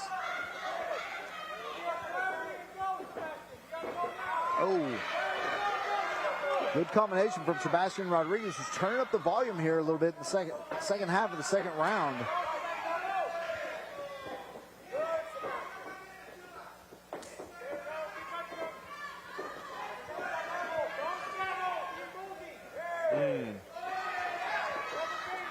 And these guys content just getting in the pocket and just throwing down. And neither guy really pressuring to get the other towards the fencing at all. They just want to keep it right there in the center of the cage. Oh, man, both guys connected with some beautiful punches here. And Sebastian doing a good job of throwing punches, changing the angle. It's just Isay's changing with him, and he's right there to throw as soon as he stops to throw again. Oh, good check there. Wow, what a pace here between Sebastian Rodriguez and Isay Garcia. They haven't slowed down at all. All right, to the look, are we going to stay on the ground here for more than 3 seconds? Yes, we are. All right, let's see what the ground game looks like for both of these fighters now. Yeah, and I think that Sebastian really needed that. Needed to do some damage there on the ground. Man. It was a beautiful takedown, though. Good distance. Deep penetration on the shot. Very nice. See if we can get another one before the end of the round. Under 1 minute left in the round.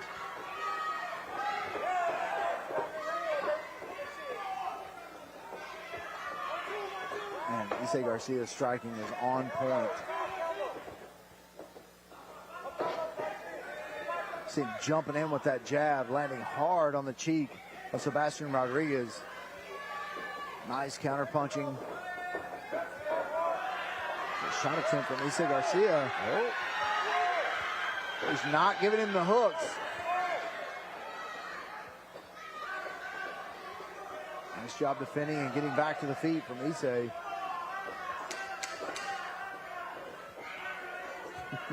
Man, what a round here for both guys. This is a tough one. I know Garcia looked more aggressive, had more pressure, but Sebastian Rodriguez, it was right there. I'm not sure, to be honest with you, how that round is going to be scored.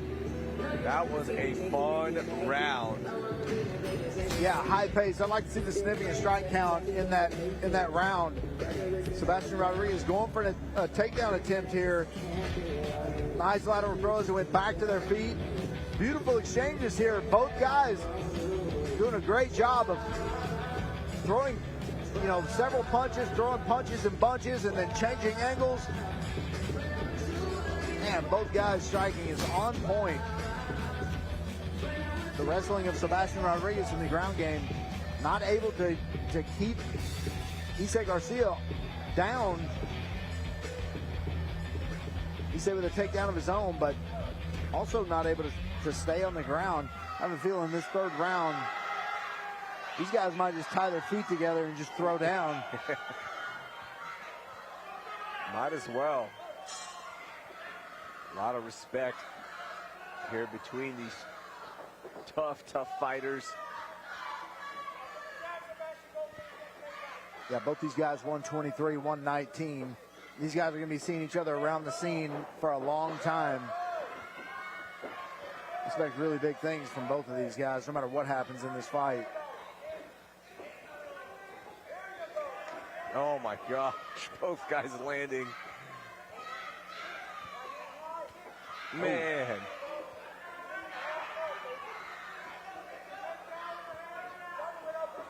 Traditionally, if one fighter is applying a lot of pressure, the other fighter is more defensive. That has not been the case. I know Isay Garcia has been moving forward more, but Rodriguez is moving forward right back. This has been a wild fight. Yeah, beautiful boxing exchanges here. Takedown attempts, nice head kicks, leg kicks. This fight has everything so far.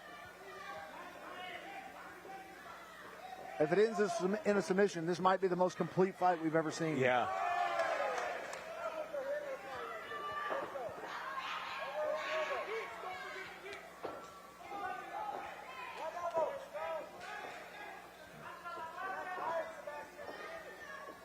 Okay, Garcia not backing out at all. No, he doesn't look tired. He doesn't look worn. Continuing to move forward. Good stance. The signs of fatigue are when you start to, lose technique on your defense. Your hands start to go down a little bit. You start to get a little more flat-footed. Neither one of these guys are doing that right now. And we're here in the third round with a high-paced fight. Oh. Good punch there to the body from Isay Garcia. Ooh, another one. Yeah, Isay digging into that body here in the third round. Rodriguez just comes back with a 1-2 connecting and a counter.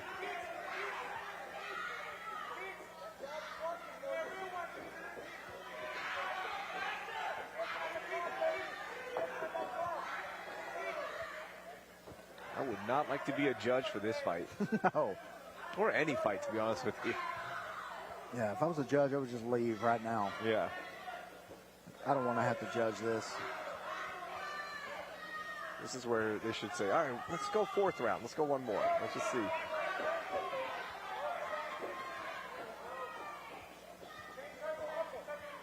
Yeah, this is one of those fights we could watch these guys all day. If they went 20 rounds, we'd watch them all, and they'd probably all look just like this. Incredible conditioning by both fighters. Incredible heart by both fighters. Still 2 minutes left in the fight. Chance for either of these fighters to finish the fight and not get to the judges, of course. Flying switch knee there from Isay Garcia. Didn't land, but very, very close. And while we're here, let's give some credit to Professor Joe Solis. He's been moving a lot as well. And there has been no moment in this fight where either guy was just standing in front of the other. It's been movement nonstop. So shout out to Professor Joe Solis. He's getting a workout inside.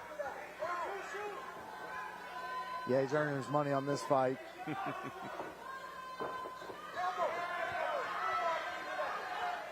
Sebastian Rodriguez throwing beautiful combinations. Ooh. Punches, kicks, knees. And Isay Garcia coming right back and throwing combinations of his own. Tries that step in elbow there with that lead hand.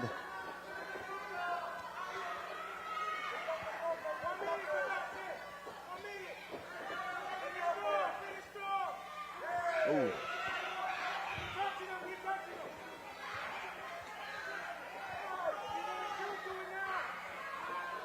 30, a little over 30 seconds here in the 3rd round, and oh man, here they go. I think both fighters can feel that this is down to the last 25 seconds. Both guys really wanting to win this fight. Oh, beautiful exchange. Oh wow, 10 seconds, 12 seconds. Here we go.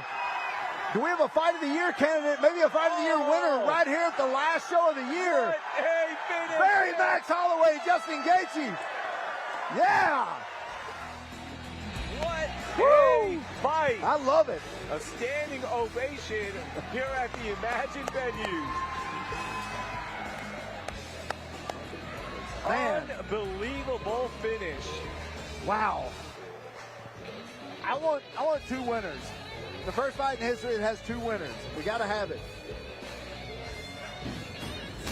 Let's take a look at the round 3 highlights, including that wild finish. Yeah, this was flurry after flurry. These guys were only taking breaks to reset, and then they went back in. It was punch, counter punch, kicks. I mean, this fight had everything.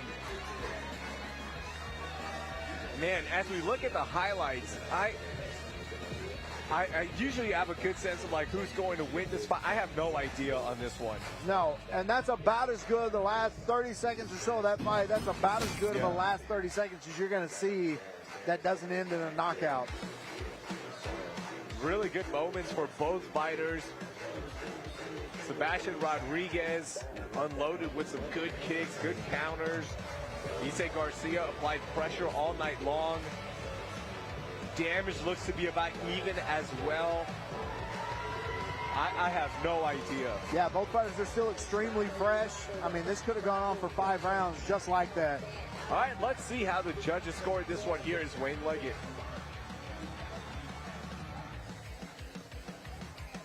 Ladies and gentlemen, after 3 rounds of combat, we go to the judges' scorecards for your decision.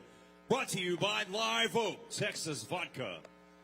All 3 judges scored the fight 29-28, declaring your winner by unanimous decision, Sebastian El Guapo Rodriguez. Wow.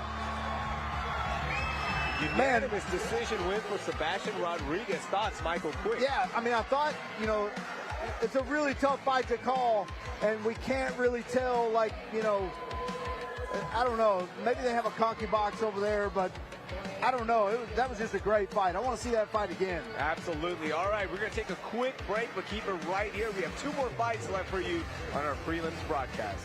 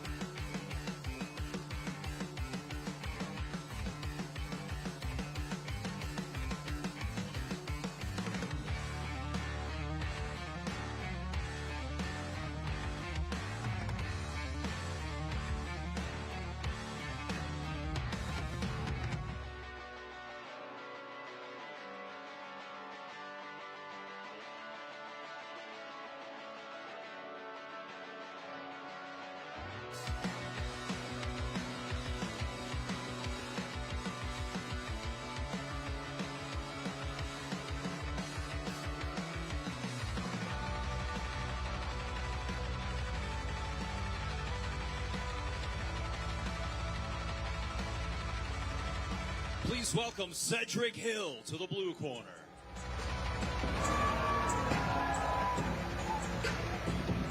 Sedric Hill, 6'1", 145, fighting out of Next Generation MMA, making his pro debut, but no stranger to the Fury cage, Raheel. Not at all, man. Ended his MMA career at 2-1.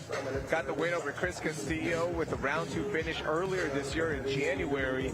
Hasn't fought since, and it's a lot of striking. Like, his striking is on point, obviously, coming from such a heavy kickboxing background. Sedric Hill is one to watch out for. Yeah, and at 6'1", you know, he's a big, strong, tall featherweight.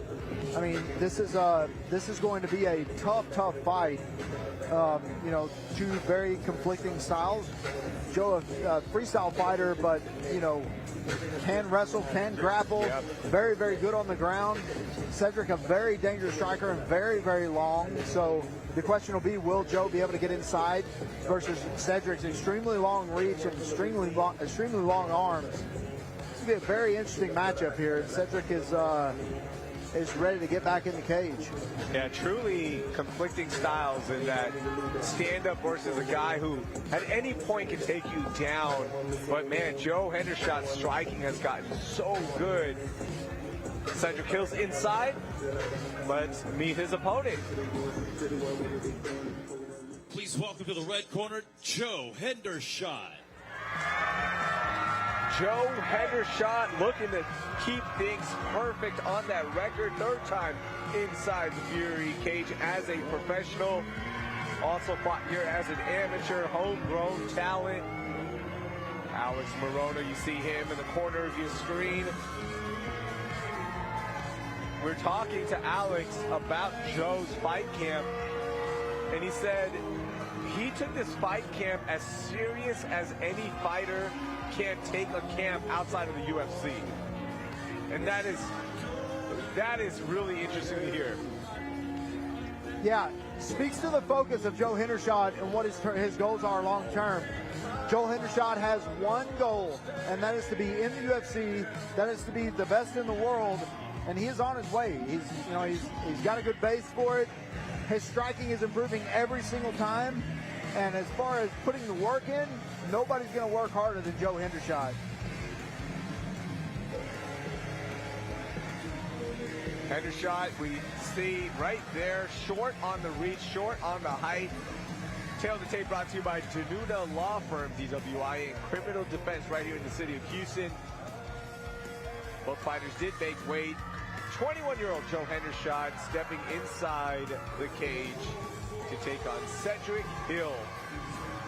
Both fighters are inside. Let's get our official introduction. The following contest, brought to you by DanunaLawFirm.com, is scheduled for 3 rounds in the Fury FC Featherweight Division.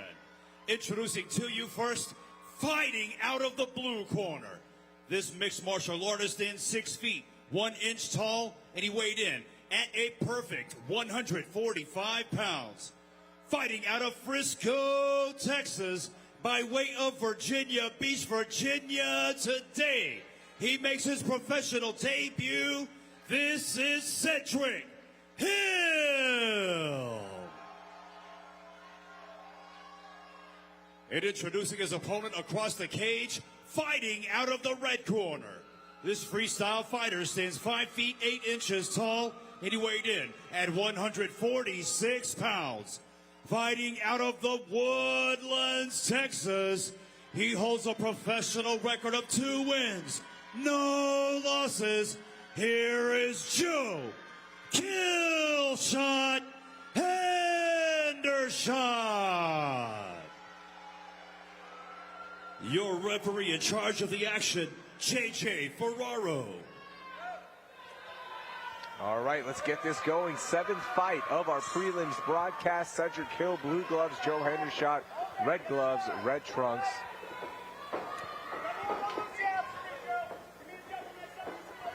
Hendershot throwing that 1-2 to set up that first shot of the night. Sedric Hill escapes.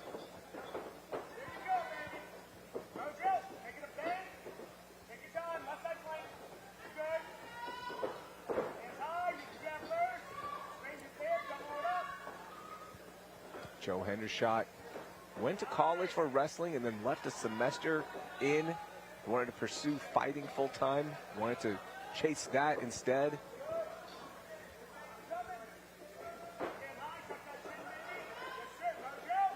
Yeah, if he keeps on the pace he's going, it seems like it's going to pay off for him. Joe undefeated now as a pro, 2-0. Here against a very good debut in Sedric Hill.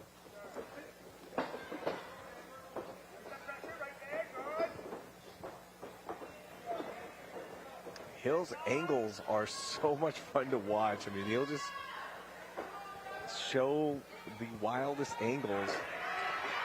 And this is where we wanted to see if Hill's defense was up for it. Yeah, and Sedric Hill undoubtedly had some wrestlers in his camp that were there that, you know, he's undoubtedly worked on this get-up.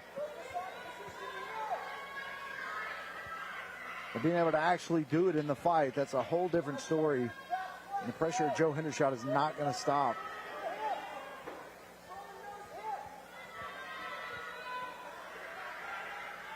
Sedric fighting out of Chris Brennan's gym up in Frisco, Texas, up near my territory. So you know he's savvy on the ground. You know, Chris and Lucas, you know, both great jiu-jitsu black belts. Oh, man, what a slam there by Joe Hendershot. Yeah, and Sedric almost messed up there. He almost tried to plant his hand down to stop that. That would have been devastating. Seen that happen a couple of times here. Never post when you're about to get dumped. By the way, we will be back up in Dallas in Q1 to start 2025. Yeah, February 7th. Friday nights in Dallas. It's become a tradition now for Fury. Yeah, we usually go twice a year. I'd like to see us go a couple more times a year. That would be awesome. Yeah. I mean, Dallas always brings a fun crowd. Always good energy. Always on Friday nights. Yeah, those shows always sell out. You know, a lot of high-level fighters there in Dallas.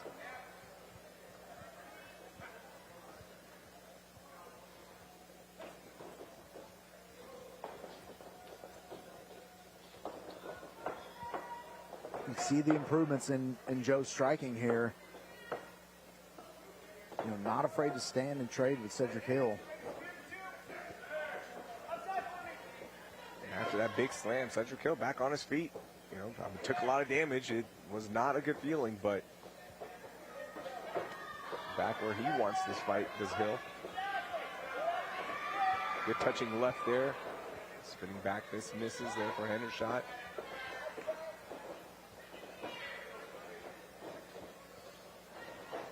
Ooh, big right hand from Joe Hendershot.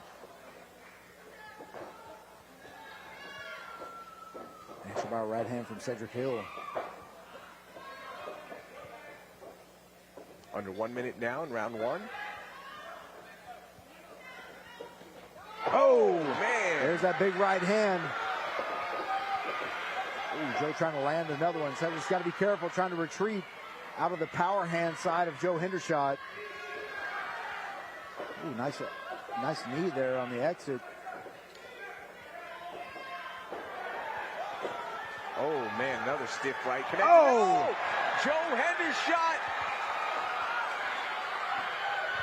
A big right connects and drops Sedric Hill. Holding on right now is Hendershot with about 13 seconds left in this first round. 10 seconds left. Yeah, Sedric looking like he survived that pretty well. Wow, big moments there for Joe Hendershot, looking for that kill shot. Yeah, Joe Hendershot landing two big punches there. One almost put Sedric Hill down, and then that last one put him right down to the mat. And Sedric, his ability to recover is unbelievable. He was right back on his feet. Joe with the big takedown here at the first of the round. And then here's that big slam. And there's that right hand that lands, and then here it goes again, that overhand right that almost puts Sedric down. And then here's the big one. The big one lands right on the temple. Puts Sedric down. He couldn't find the cage. Looked like he was trying to fall on the cage, and it wasn't there.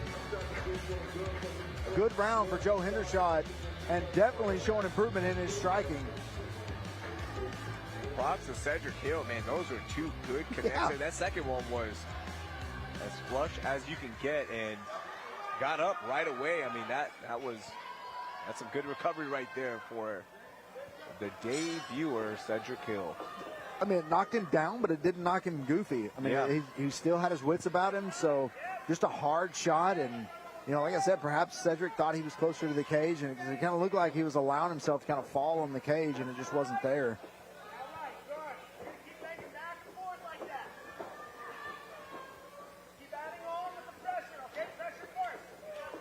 Yeah, Joe trying to go to that body shot down and then throw that big overhand right. He's seen that be effective twice now in the first round. Wants to try to land that again. I wonder where Joe is going to use that overhand right into a shot.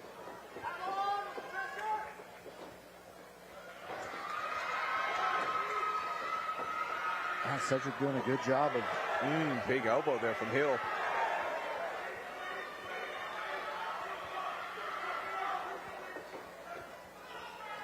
Sedric doing a good job of stuffing that shot there. Landing a few shots on the cage, a couple of elbows.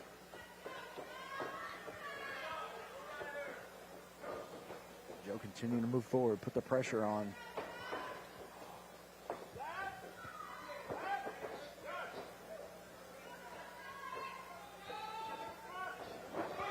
Just a slip there. Yeah, a little sweat on the mat there.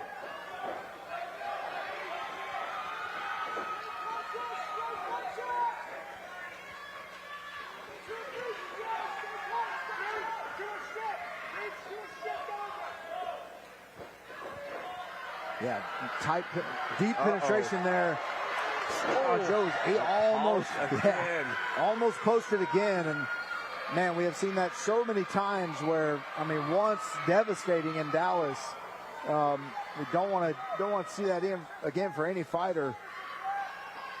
And there is an art, ladies and gentlemen at home, if you're watching, there's an art to falling. And it is not to put your hand down and try to catch yourself.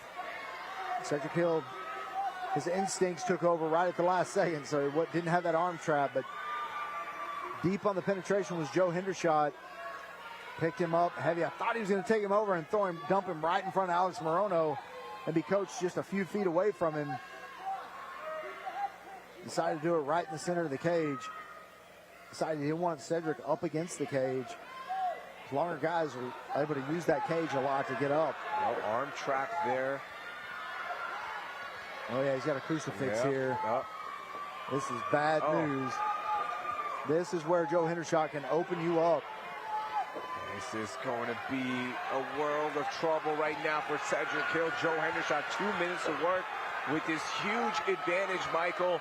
Yeah, elbows raining down. JJ Farrar looking on. Oh. This might be it. Yeah, we are getting close to it. He and can't that is defend it. himself. Joe Hendershot moves to 3-0. What a finish. Man, Hill, Sedric Hill was trying to tell the referee, don't stop it, I'm fine. But the whole time he was taking that, it was not able to block those shots. They're not going to let you, the safety of the fighter is the most important thing. They're not going to let him take too many of those shots, no matter how much he begs and pleads with them. You can't tell us to defend yourself, it's going to stop the fight every time. Beautiful job by Joe Hendershot.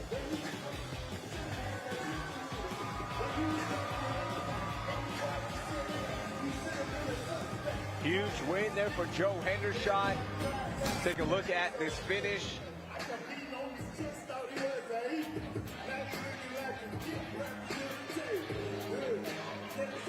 Yeah, beautiful takedown here from Joe Hendershot. And then once he got him in this crucifix, this was just a nightmare for Sedric Hill. This is worst case scenario.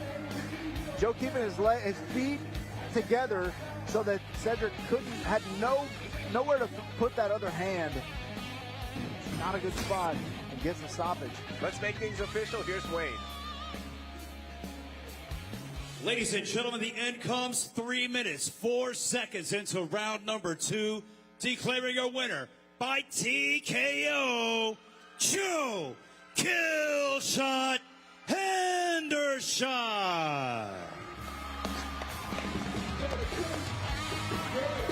Congratulations to Joe Hendershot on the huge win. Get our final pictures here. And with that, we have one more fight left. We will get to it right now. Let's meet our next fighter.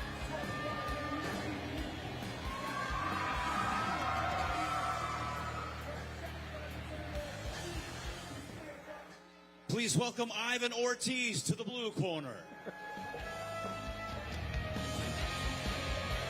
Ivan Ortiz, first time here inside the Fury FC cage, coming off his debut win as a professional. Got the round 2 finish over Chase McDougal. Fight fans here locally might recognize that name, but Ivan Ortiz is the story. Michael, he went 7-1 as an amateur from 2020 to 2023, has won amateur belts in other promotions, and all but one win was a finish. We love that. Yeah, and 8 fights in 2 years is about as active as you can possibly be as an MMA fighter. So, to have that many fights in 2 years and then decide to turn pro and get a win in your debut, this guy's very dangerous. And a seasoned guy. It doesn't matter if they're pro or amateur. Having 8 fights under your belt, that's a big deal. His only loss was a DQ. I tried to go back and see why it was a DQ. And this is where I just got to give so much props to our production team. You can go fight any fight, basically, in Fury Amateurs or in our pro ranks on YouTube, UFC Fight Pass, somewhere. I could not find anything. Yeah. And so I apologize, Ivan. I don't know why that one loss was a DQ. Well, Hill, at some point, Ivan broke the rules. That's why he got DQ. Yeah. I'm gonna say it was a 2-finger poke, eye poke. Yeah, and a fish hook. Yeah, a fish hook. See that red mohawk looking sharp. That is as bright of a red as I've ever seen. Yeah, he did that last night. Yeah, that's There's awesome. no growth under that. I love it. I wish he had the red gloves on. All right, Ivan is inside. Let's meet his opponent. Please welcome Keron Reed to the red corner. Keron Reed. Third time inside the Fury FC cage. 3-2 overall record. 1-1 here at Fury. Riding a 1-fight win streak right now, Michael. Went the distance against Isaac Vasquez earlier this year in July and got that big win. The question with Keron always is, which Keron Reed are we going to get? Such a dynamic fighter is Keron Reed, but You just never know which Keron we're going to get. And Alex, you think we're going to see a good, sharp performance from him.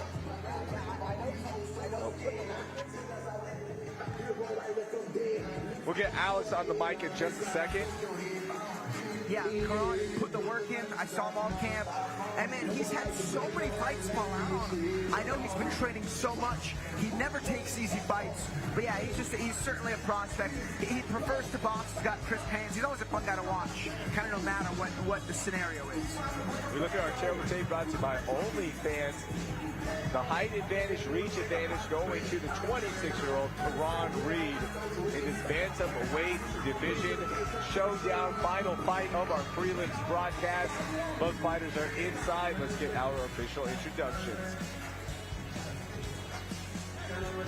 The following contest, brought to you by OnlyFans, is scheduled for 3 rounds in the Fury FC Bantamweight Division. Introducing your first competitor, fighting out of the blue corner. This mixed martial artist stands 5 feet, 6 inches tall, and he weighed in at a perfect 135 pounds. Fighting out of Lubbock, Texas, he holds a professional record of 1 win, no losses. Here is Ivan Ortiz. And introducing his opponent across the cage, fighting out of the red corner. This freestyle fighter stands 5 feet 6 inches tall, and he weighed in officially at 135.4 pounds. Fighting out of Houston, Texas, his professional record stands at 3 wins, only 1 loss. Here is Keron Osama Reed. Your referee in charge of the action, Jeff Rexroad. Ortiz, blue gloves, red mohawk.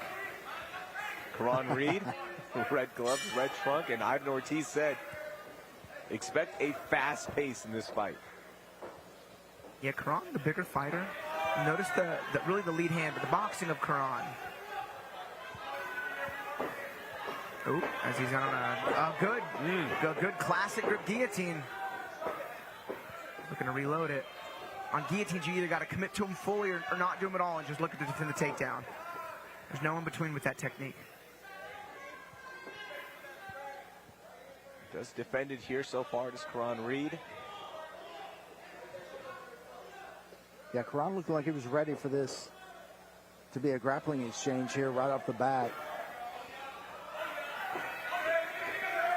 And Alex, this has to be defeating for him to be trying this early and not having any success getting this to the ground if that was the game plan. Man, that is deep. It's going to be... Now we're in high elbow territory. Oh, man. Oh, wow. Can Keron get the early finish? Head does slip out there for Ivan Ortiz. So that was the benefit of that not being an arm and guillotine. That was a classic grip, so he had the underhook to help him get up. Man, Ortiz is using a lot of energy and has had no success thus far on his takedowns. I tell my guys, I'm like, hey, if you're going to shoot, that's awesome, but you have to get it done. You can't sit there and burn 90 seconds of good fight calories and have nothing to show for it. Yeah, it's got to be frustrating for Ortiz because he's been deep. He's been in, their hips have been together. His hands have been clasped, and he's still not able to get him down and keep him down. Yeah, he's at that, just the last step. This is another deep potential guillotine. Keron's not going arm in. He's going classic grip. I mean, this is ninja choke here. I think he's got, nope. I think he's trying to figure for his arms. It looks like his arms may be a little too long to be able to put pressure on the neck of Ortiz. Alex, do you know why Keron Reed's nickname is Osama? I saw that on the sheet for the first time today. I'll make sure to ask the guys next time I see him, but I have not a clue.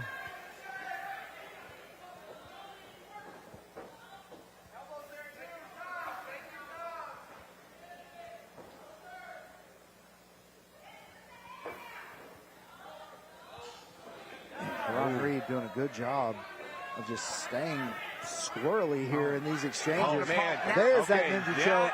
It's Yeah, this is going tight. to be tight. He will And not that's get it. out of that. That was what Keron Reed was looking for. That's the Keron Reed that we were looking for. And Keron Reed now moves that record to 4-2 with the finish of Ivan Ortiz. Yeah, that was slick. Well, I guess that answered my question. His arms are the perfect length to get pressure on Ivan Ortiz's head and neck. Ivan Ortiz continuing to try to stick that head in there, and you know why, because he wanted to get that head in there. Once you go for the guillotine, you can get that takedown, but in this case, it was just too much. That was too tight, and just a taller fighter, just so much leverage. Once he got him up, his feet were off the ground. Ends up getting the tap here. See him go over the head, lock that ninja choke up. Classic grip tap. To palm to ninja choke. That's like the evolutionary progression of the horrible guillotines that get caught. Man, what a finish there for Keron Reed. Don't forget to join us on UFC Fight Pass as we head there at 4:30 p.m. Central Standard Time for Dorian Ramos taking on the Texas Kid, Michael Aswell. Let's make things official. Here is Wayne. Ladies and gentlemen, the end comes. 2 minutes, 40 seconds into the very first round. Declaring her winner by tap out due to a guillotine, Keron Reed.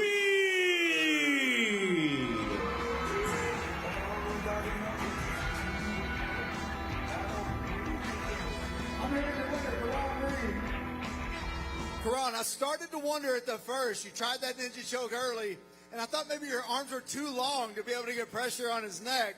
You proved otherwise. You lifted him off the ground. We're able to finish. It's my first time talking to you. Black Belt Mike, man. Well, I'm happy to talk to you. I just couldn't get it how I wanted, so I just kept trying to adjust. And then the more he shoot, he give me more chances to grab that bitch. And I grabbed that bitch, you heard me? Well, Keron, it looked like he was okay with kind of sticking his head in there because he thought that would give him the edge to be able to get you to the ground. Not the case here. I fooled his ass. He thought I'm letting him grab on me and shit. And he just, I'm letting him work. He not throwing no punches or nothing. He just throwing little knees to the down shit. That shit don't, I ain't worried about none of that. But check me out, look. No more swing bouts, no more prelims for me. Come on, man. Eric, you knew me since I was 18 years old, and now I'm a grown man doing this shit. All my friends, they calm down and shit. We good now. Come on, man. Well, Keron, you won in here in the first round. When can we expect to see you again? Shit, if somebody fall out, Fury 100, I'm there. February, I'm there. January, February, March, April, May, June, July, anywhere, I'm in here. I don't get hurt in my fights. I can fight whenever. Just call me. Well, Keron, it looks like Richard Burmaster is happy to hear you say that because people fall out all the time. I'm here. Just call me. So after a highlight finish like that, after you're here in front of your fans, what do you want to say to the crowd? What do you want to say? What's next? It's been a long road for me. Everybody know the ups and downs I've been through. I just want to thank all my people who just come and support me and figure y'all put on good shows. I always got a good crowd. I love everybody in the crowd. I love all y'all. Appreciate y'all. Well, it's an honor to finally talk to you, Keron. Your winner, Keron Reed. Congratulations to Keron Reed. A big finish there and a fun prelims broadcast. We now head to UFC Fight Pass at 4:30 p.m. Central Standard Time for Dorian Ramos taking on Michael Aswell. We will see you there. Don't forget, $1 to get the UFC Fight Pass subscription, so make sure you get it. We will see you there on behalf of everybody here at Fury DNA Studio. For Alex Moreno, for Michael Alexander, I'm Rahil Ramzanli. We will see you on UFC Fight Pass.